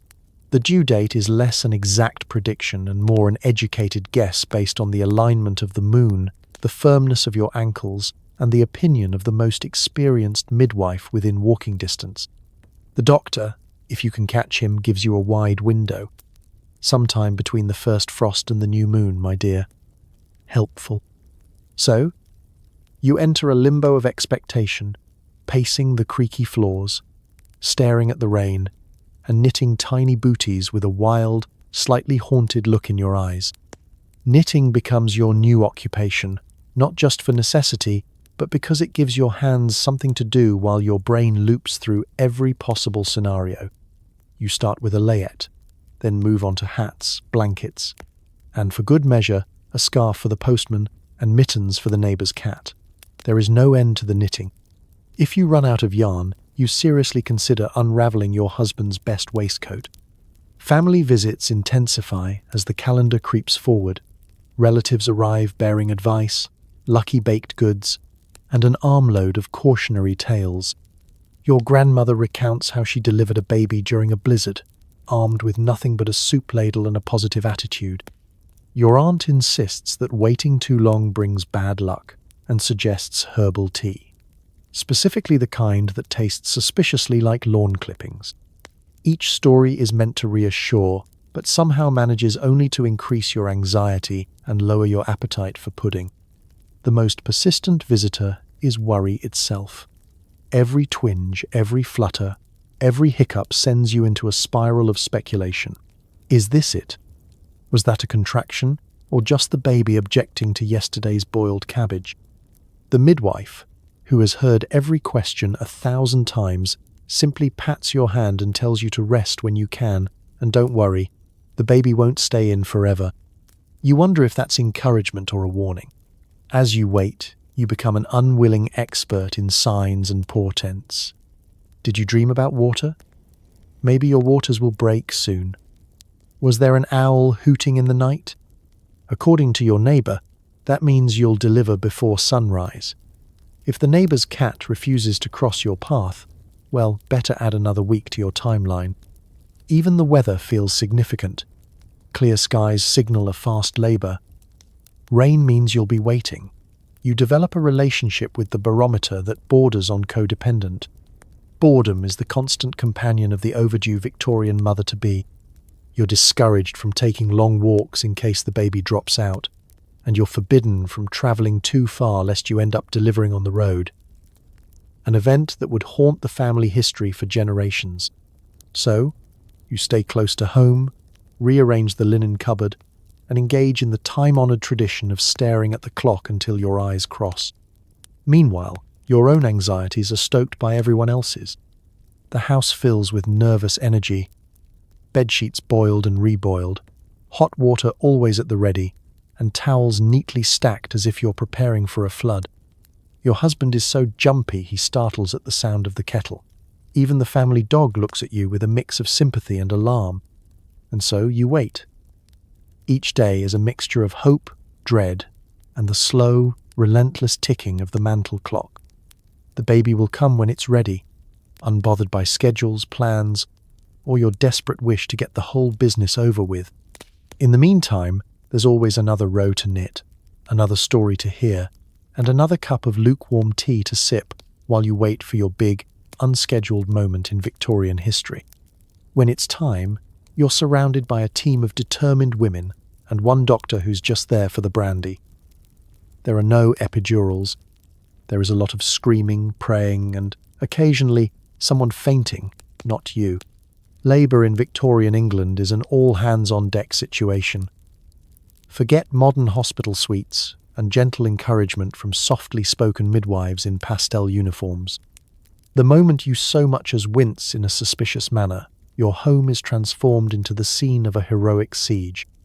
The army of women rallies, midwife, mother, mother-in-law, and at least 3 neighbours with strong opinions and limited personal boundaries.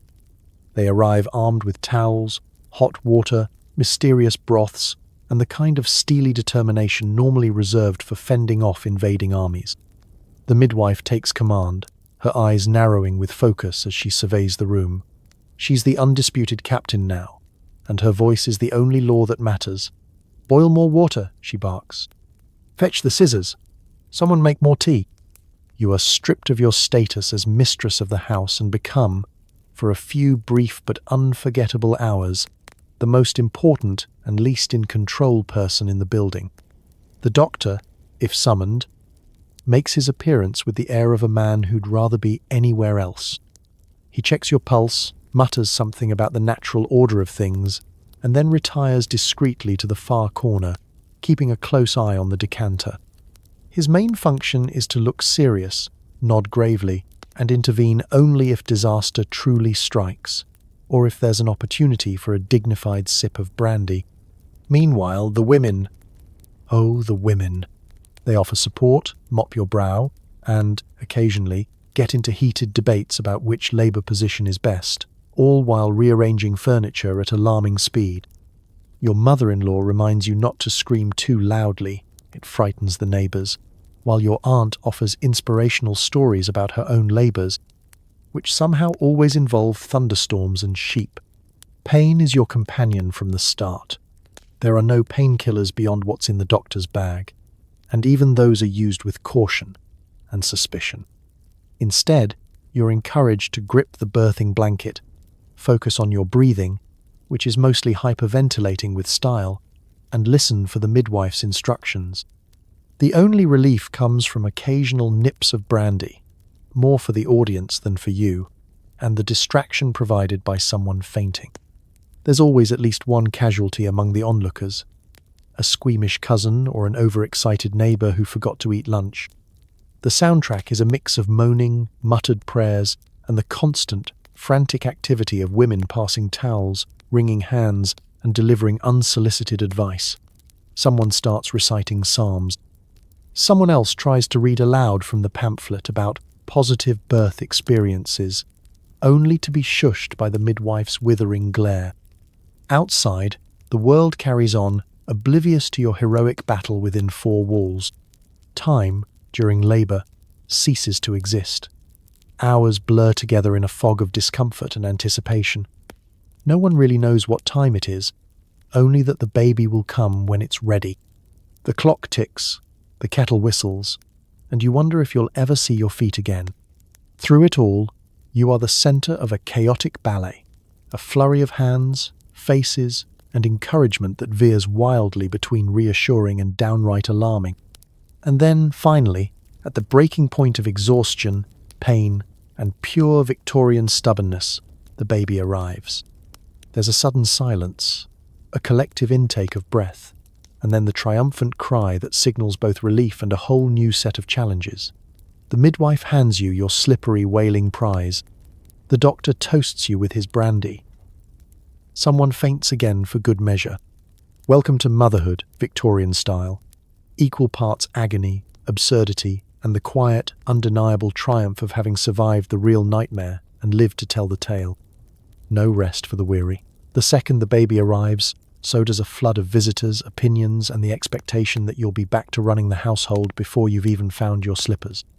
In the moments after Victorian childbirth, you'd be forgiven for thinking a parade had been scheduled in your honor, but with far less confetti and much more unsolicited advice. You have just completed the most exhausting ordeal of your life. Your hair is askew, your nightgown is in ruins, and you're trying to decide whether to collapse into sleep or simply dissolve into the wallpaper. There is no time for either.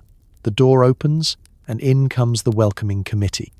First to arrive are the closest female relatives, led by your mother-in-law.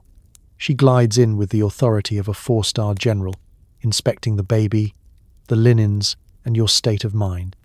She offers both congratulations and corrections. The baby is beautiful, but perhaps next time try to smile a bit more during delivery, dear. Her brand of encouragement is a unique blend of pride and mild criticism, delivered in a tone that suggests she herself gave birth on horseback and milked the cows on the same afternoon. The midwife hovers close, dispensing tea and advice in equal measure. She assures you the hardest part is over, then hands you a cup of something restorative that tastes suspiciously like sadness and root vegetables. The baby is passed from hand to hand, examined, and declared a fine specimen, as if you've just produced a prize-winning turnip. Visitors, meanwhile, pour in at a pace matched only by your dwindling energy. Neighbors file through the house, some bearing small gifts, knitted socks, boiled sweets, alarming talismans, others arriving empty-handed but rich in opinions. Each has a tip to share. Swaddle the baby tight or he'll grow up wild. Never let the sun fall on his face. Rub a little goose grease on his feet. It worked for my nephew, and now he's a constable. You're trapped in a haze of well-wishing and competitive storytelling, each tale more far-fetched than the last. If you think you'll be allowed to rest, think again. Victorian recovery is an oxymoron. The clock starts ticking the moment the baby draws its first breath. The household will not run itself, and your role as mother is only one item on your rapidly expanding list of duties. Within hours, you're gently encouraged to sit up and freshen yourself for visitors. Within days, you're expected to help organize the next meal, soothe the squabbling siblings, and politely laugh at your uncle's jokes about the new recruit. Your husband, meanwhile, is congratulated by all as if he single-handedly carried and delivered the child. He accepts these accolades with good grace, occasionally peering into the nursery with the cautious air of a man approaching an unfamiliar contraption. He's delighted, bewildered, and only slightly concerned by the number of boiled handkerchiefs multiplying throughout the house. The baby, of course, is the star of the show. Swaddled, admired, and passed around like a particularly wriggly loaf of bread, he's subjected to a gauntlet of pinches, pokes, and whispered blessings. The only person who isn't allowed a moment's peace is you. You are congratulated for your bravery, admired for your fortitude, and immediately conscripted back into service. As you stagger through this gauntlet of advice, affection, and expectation, you realize Victorian motherhood is a marathon with no finish line. There are no hospital beds, no weeks of convalescence, just the steady return to daily life, with a newborn in tow and a community eager to watch and comment every step of the way. Welcome to postnatal life in the Victorian era, where rest is a rumour and you learn the true meaning of resilience, one visitor, one chore, and one sleepless night at a time. Feeling exhausted, feverish, and sad? Too bad. Victorians call this the vapors. The cure is, unsurprisingly, not thinking about it. The modern world recognizes postpartum recovery as a delicate period, one deserving of rest, care, and honest conversations about what it feels like to be physically and emotionally shattered by childbirth. The Victorians, on the other hand, would simply hand you a cup of weak tea and a brisk reminder that women have always managed. Feeling overwhelmed is dismissed as a personal quirk. Feeling physically wrecked? You're just not trying hard enough. Within hours of giving birth, your new reality is a blur of sleepless nights, aching muscles, and a sense of emotional vertigo no one warned you about. You might expect someone to tuck you in, keep the visitors away, and insist you do nothing but rest. Instead, your mother-in-law leans in with a cheery, "You'll feel yourself again soon. Just don't dwell on it, dear." The expectation is clear. Tidy yourself up, make the bed, and maybe iron a shirt or two if you have the time. Your feelings are rarely discussed openly. Any mention of sadness, anxiety, or mood swings is swept aside with a reference to the vapors. This magical catch-all diagnosis covers everything from the blues to a full-blown emotional collapse. The only treatment? Ignore it. If your spirits sink low enough, someone might suggest a walk around the garden, but only if you're up for weeding as you go. If you're visibly weepy, you're quietly encouraged to take a little air. The cure for all that ails, as long as you can carry laundry with you. Physical pain, meanwhile, is as unmentionable as bodily functions at the dinner table. If you complain about stitches, bleeding, or back pain, you're told to keep cheerful. There's no Tylenol, no ice packs, and certainly no sitz baths. Just a battered hot water bottle and a prayer that the house stays warm. The only concession to your recent heroism is a mildly lumpy pillow and the privilege of choosing which sibling will dust the parlor that afternoon. Sleep deprivation is a given. The baby wakes throughout the night, demanding to be fed, soothed, or simply admired for surviving the first 24 hours. Your body screams for rest, but the household demands otherwise.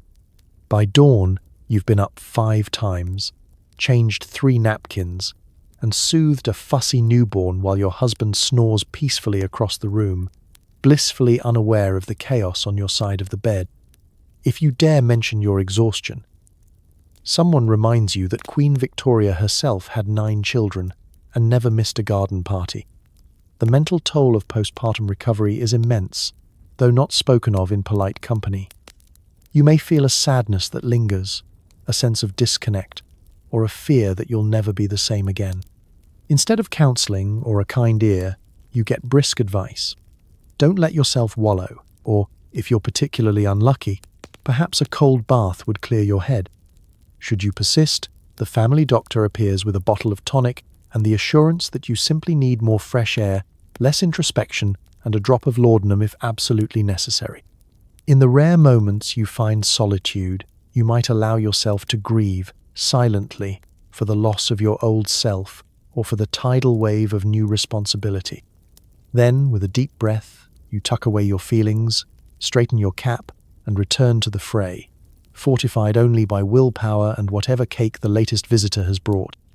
Postpartum recovery in the Victorian era is a lonely, thankless job, one that requires resilience, a sense of humour, and, above all, the ability to soldier on in the face of fatigue and the world's most useless advice. But you manage, because there's no other choice. And one day, weeks or months later, you wake up and realise you are, astonishingly, a little stronger for it. Feeding your baby is a mixture of ancient remedies, cow's milk, and the hope that the bottle wasn't cleaned with arsenic soap. Every baby has colic. Every remedy is worse than the last. In the brave new world of Victorian infant care, your choices are dictated by tradition, convenience, and the wildly conflicting advice of everyone who's ever met a baby. The first question, naturally, is whether you will breastfeed. The answer depends on a complex social equation involving your social status, the shape of your nose, and your mother-in-law's opinion. For some, nursing is a point of pride. Nothing better for the child than his own mother's milk.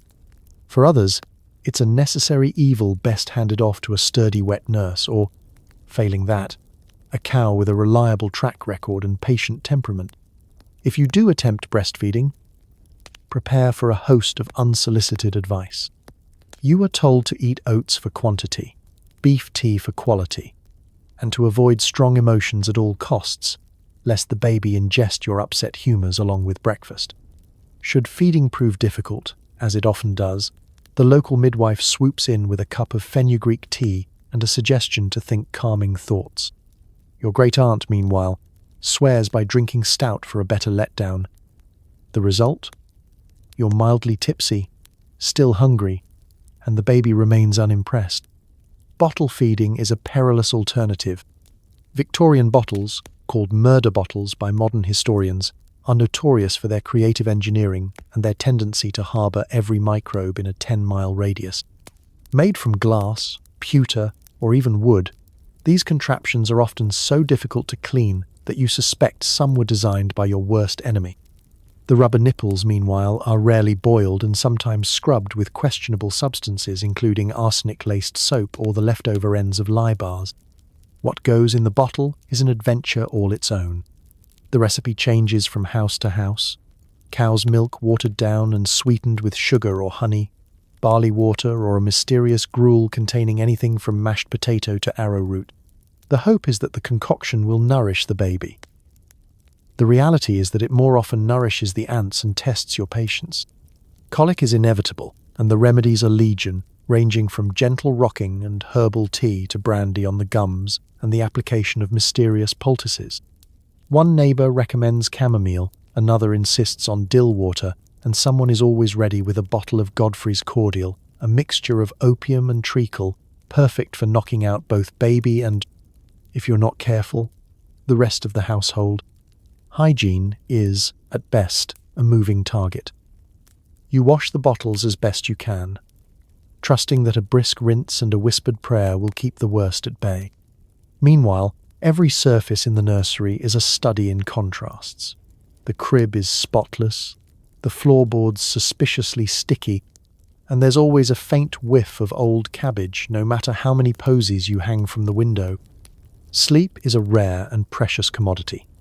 Every night is an odyssey of feeding, burping, and comforting a baby who has not read the parenting manuals and is determined to write his own. The midwife encourages swaddling for security, though the baby wriggles like an eel and howls at every attempt. When all else fails, you pace the hallway, singing lullabies and plotting the invention of modern infant formula. Despite the chaos, your baby survives, and so do you. The rituals of feeding, burping, and soothing become the rhythm of your new life. You learn to ignore the worst advice, rely on your instincts, and celebrate small victories, like the day you discover a bottle can, in fact, be boiled, and the baby sleeps for more than 3 hours at a stretch. Victorian infant care may be a jumble of old wives' tales and herbal nightmares, but somehow the babies and the mothers emerge, resilient, resourceful, and, at the end of the day, just a little bit tougher than they were before. Victorian nurseries are beautiful in paintings and absolute biohazards in real life. The toys are sharp, the paint is toxic, and the nanny is slightly terrifying. Step inside a proper Victorian nursery, and it looks, at first, like a picture out of a sentimental novel, sunbeams slanting through lace curtains, a cradle carved with cherubs, and rows of dainty toys arranged with military precision. It's only when you look closer that you notice the hazards lurking in every corner. The dolls have glass eyes and sharp porcelain limbs, perfect for drawing blood. The rocking horse, meant for healthy exercise, is large enough to knock over a small ox and frequently sheds splinters with every ride. Stuffed animals are filled with sawdust, possibly fleas, and at least one forgotten sewing needle. The walls, painted a lovely shade of arsenic green, glow eerily in the twilight and emit invisible clouds of poison. The nursery window opens just wide enough to admit fresh air, and the odd sooty pigeon, but not quite wide enough for a proper escape attempt by you or the baby, Every item of furniture seems to be on wheels, ensuring that, at the slightest nudge, the whole room rearranges itself like an overzealous poltergeist.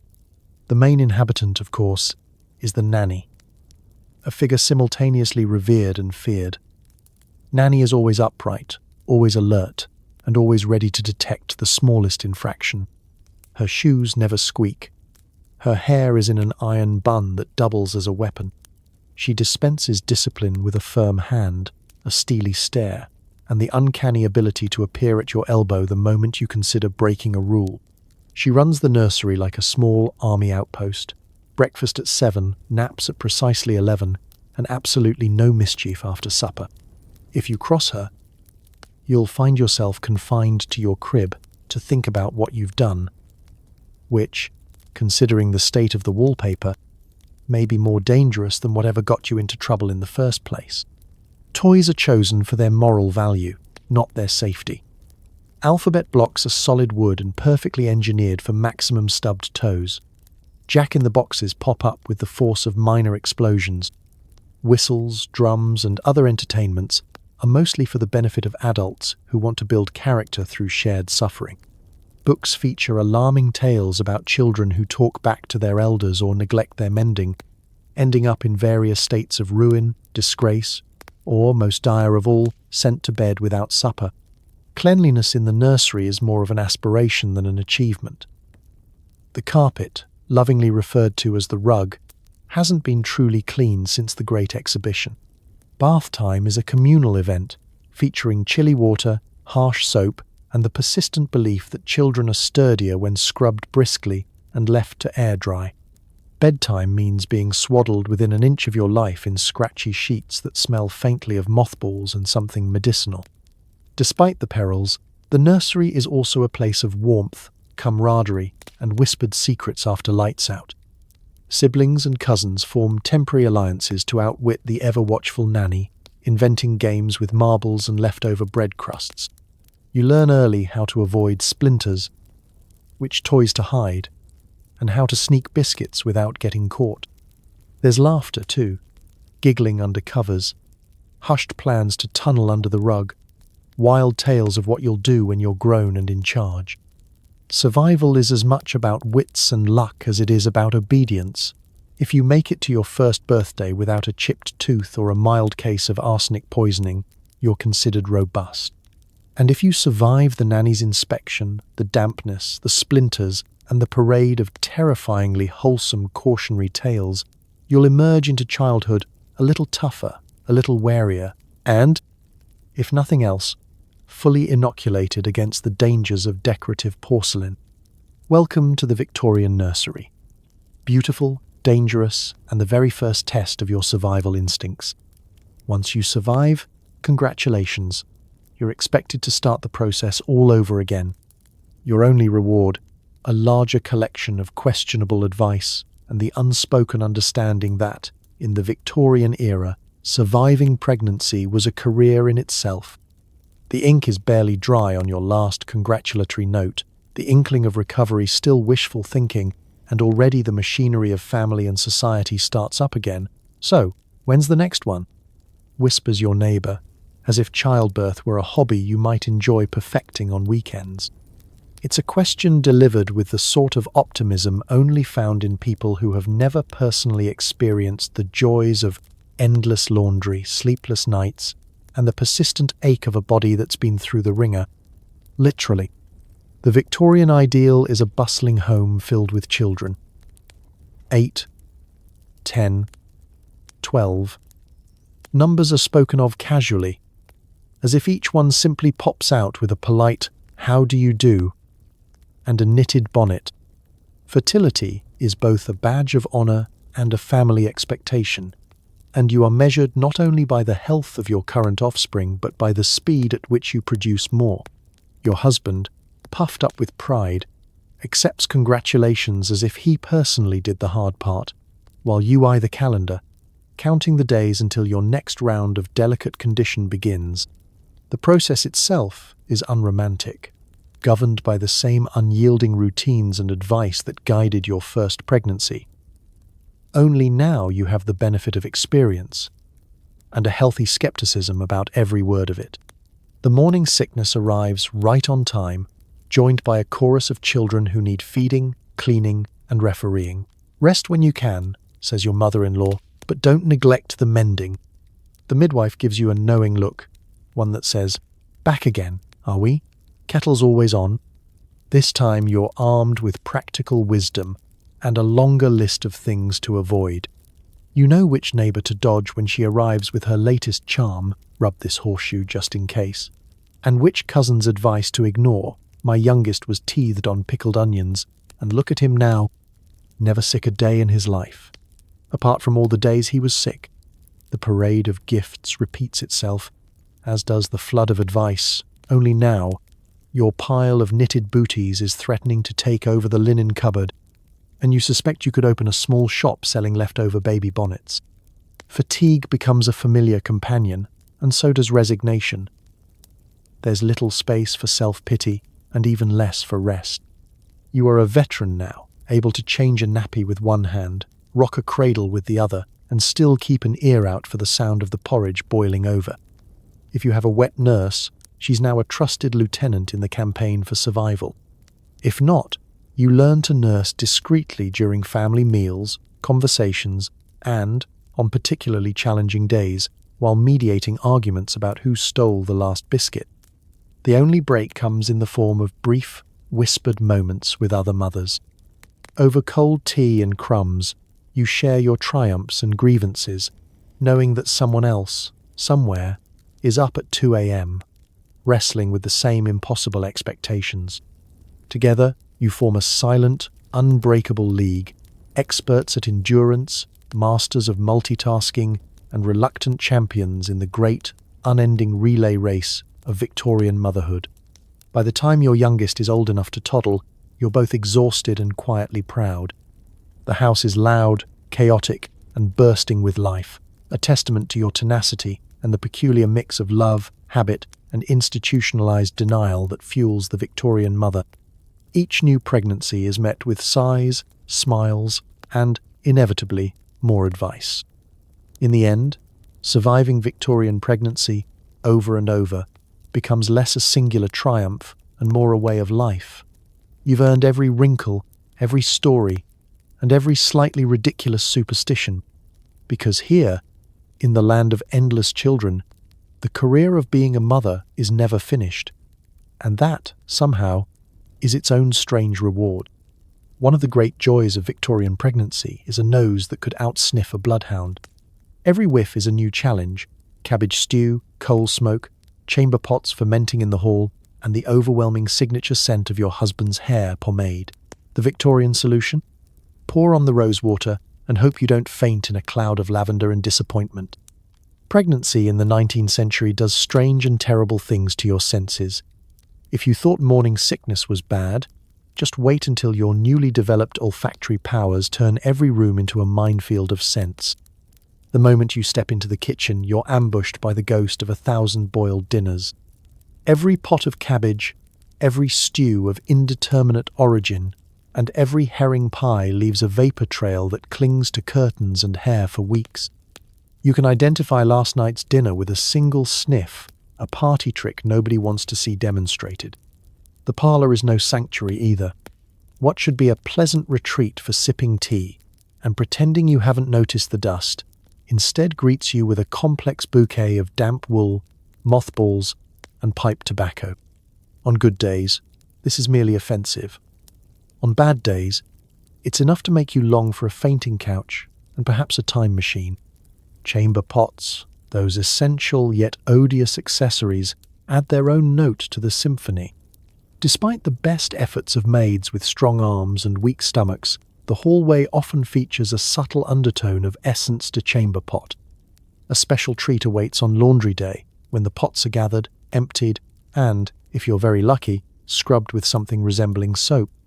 You do your best to hold your breath and hurry past, a skill that's surprisingly useful for surviving the Victorian era in general. Of course, your husband's grooming habits only make matters worse. His pomade, an unholy blend of bear fat, perfume and hope, wafts through the house long after he's left for work. It clings to his pillows, his handkerchiefs, and any room he's spent more than 5 minutes in. If you were fond of roses, violets, or lavender before, those scents are now forever ruined, tainted by their association with a man who believes more is always better. For relief, you turn to perfume. Victorian women are encouraged to fight fire with fire. Or, more accurately, scent with scent. Bottles of rose water, violet cologne, and orange blossom water fill every corner, all used liberally in an attempt to mask the odors of daily life.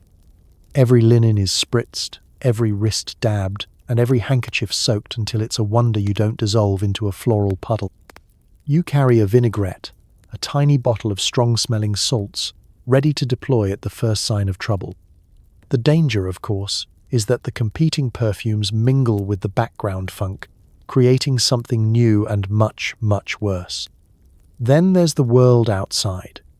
Coal smoke drifts through the city streets, blending with the more natural aroma of horse and occasional waft of fishmonger. Stepping out for air sometimes means returning with a whole new set of smells stuck to your dress. Even the garden isn't safe. After a rain, the scent of wet earth, compost, and whatever the neighbour's dog has been up to can push even the hardiest soul to the brink.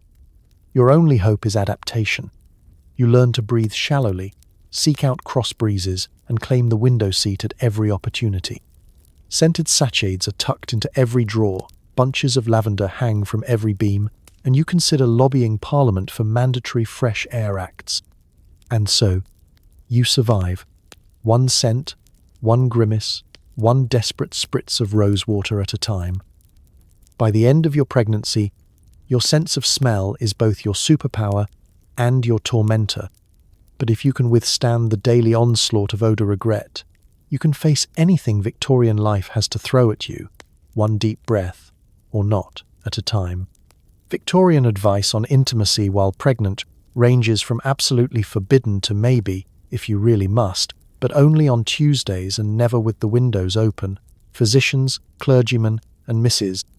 Chumley all have wildly different opinions, but they agree on one thing: you should definitely feel very guilty about whatever you decide. In the world of Victorian pregnancy, your body is suddenly the most discussed, debated, and legislated piece of property in the entire neighbourhood. The matter of marital relations is a social and scientific minefield. Advice comes from all directions, much of it contradictory, all of it delivered with a level of discomfort that could curdle milk. The mere suggestion of romance is enough to set off a chain reaction of raised eyebrows, nervous coughs, and at least one relative fainting gently onto a chaise longue. Physicians, those bewhiskered, slightly befuddled custodians of public health, are split down the middle. Some insist that marital relations must cease entirely during pregnancy, lest you overexcite the womb or, worse, instill moral weakness in the child.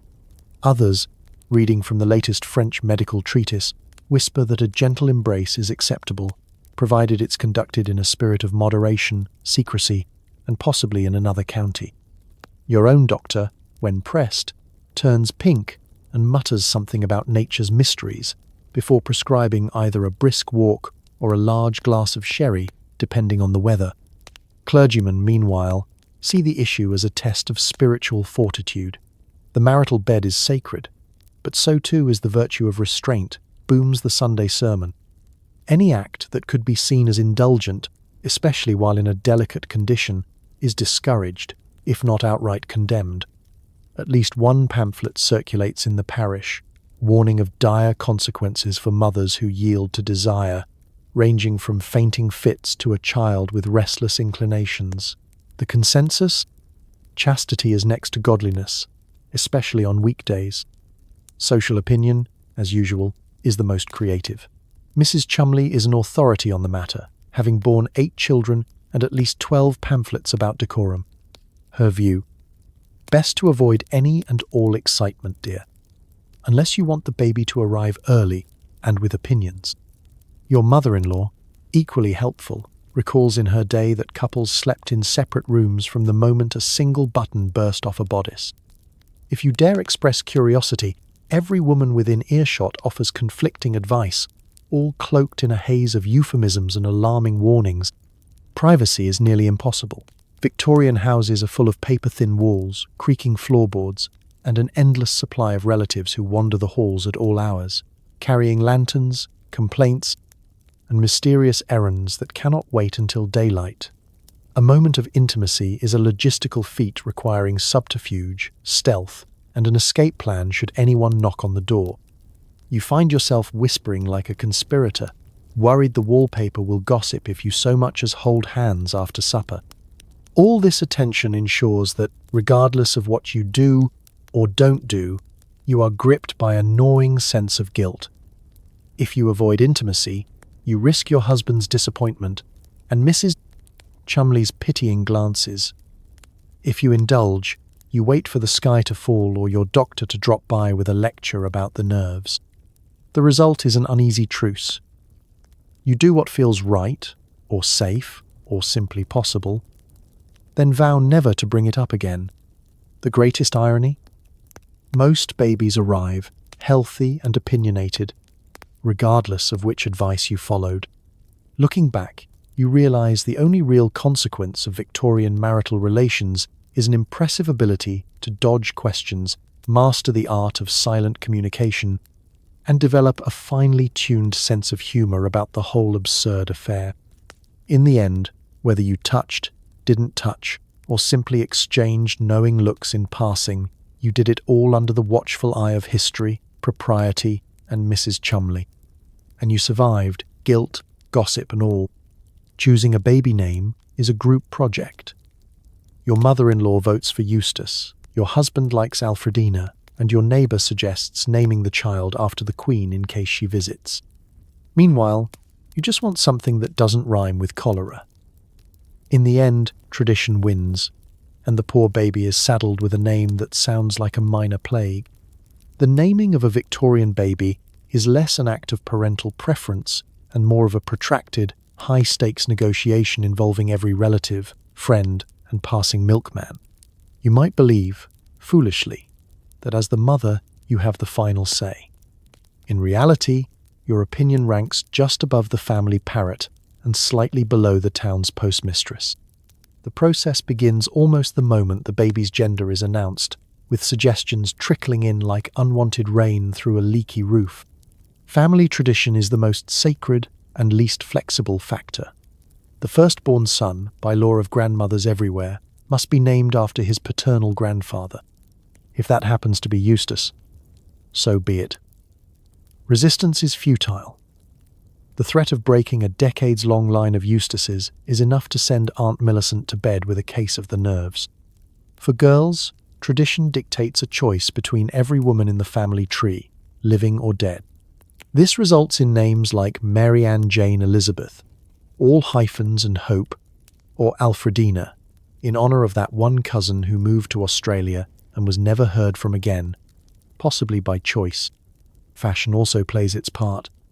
The Victorians are nothing if not trend-conscious.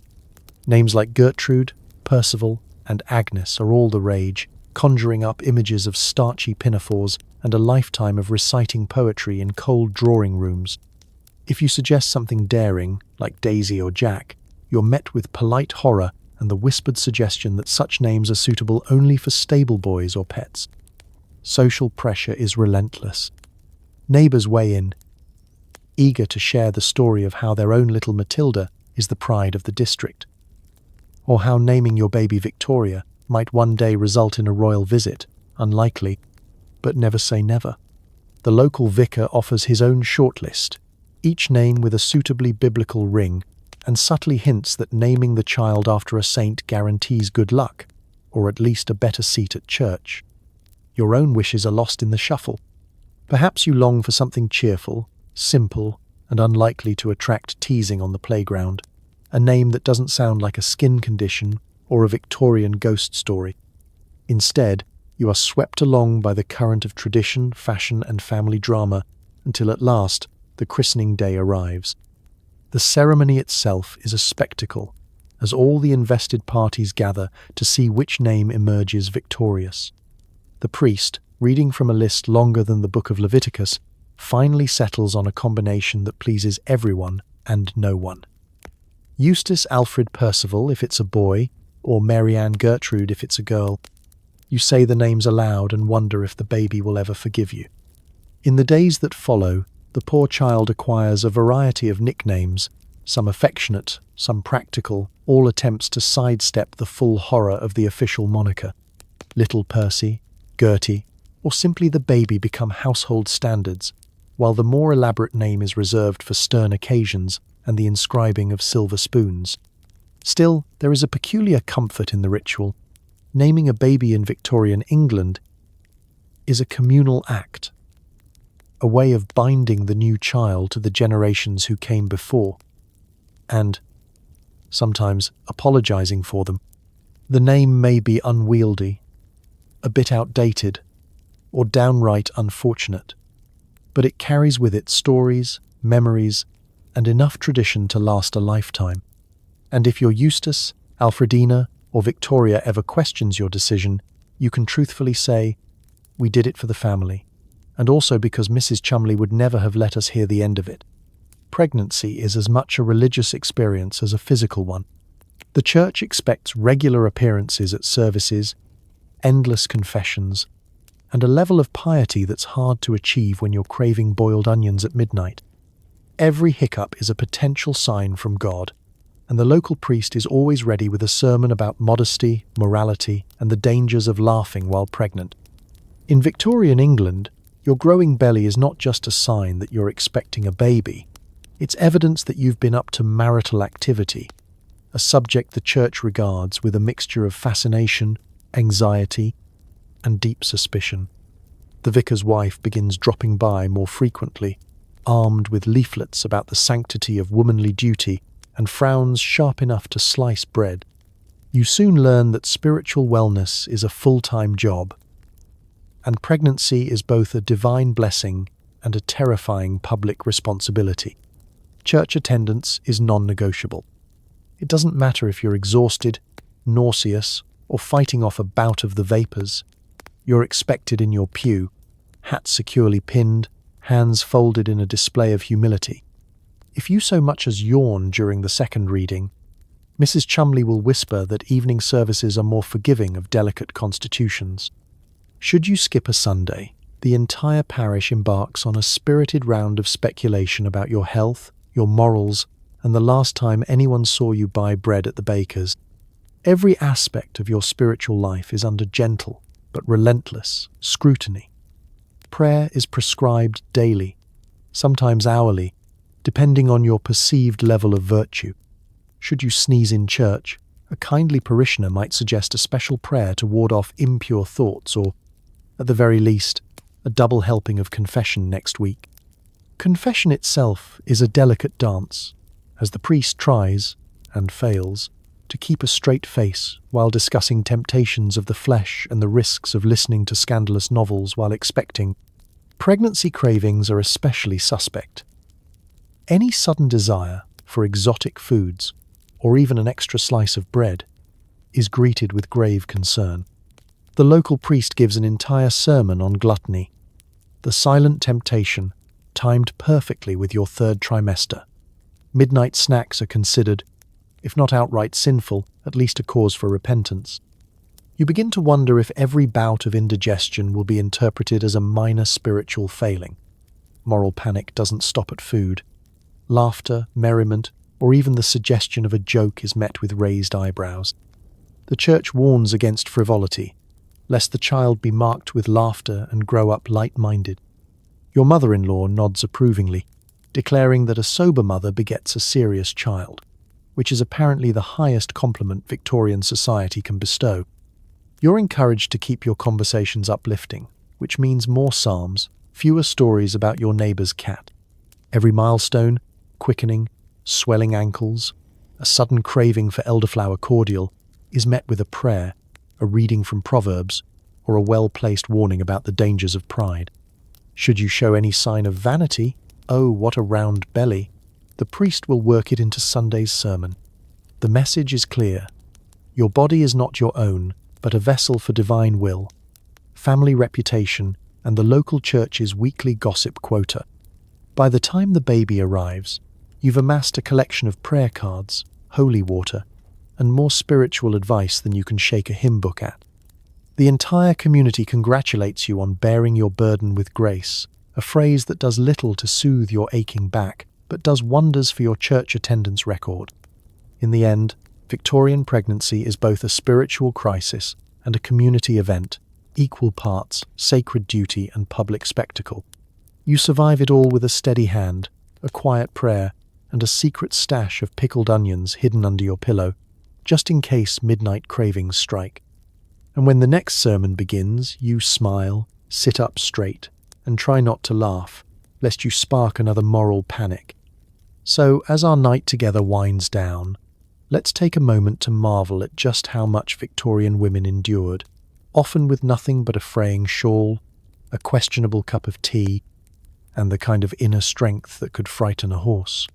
You survived fainting spells, medical advice that involved more laudanum than logic, and an endless parade of people with opinions about your womb. You dodged the dangers of arsenic, the vapours, and a household run entirely on superstition and stale air. And you did it all while wearing 6 layers of wool and smiling politely through a haze of rose-scented regret. Tonight, as you settle into your clean, soft bed, pillows arranged just so, thermostat at your preferred temperature, indoor plumbing reassuringly nearby, maybe spare a grateful thought for the generations who came before you. For the women who laboured, literally and figuratively, in times when comfort was a rumour and rest was a luxury. Maybe even send up a little thank you to the ancestors who survived corsets, coal stoves, and childbirth before antibiotics. Because if there's one thing history teaches us, it's that people are incredibly stubborn, often ridiculous, and far more resilient than anyone gives them credit for.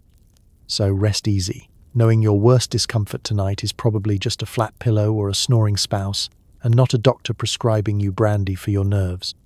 You made it through Victorian pregnancy, at least in spirit. Sleep well, dream deeply, and may your night be blissfully free of old wives' tales, suspicious soups, and surprise visits from Mrs. Chumley. Good night.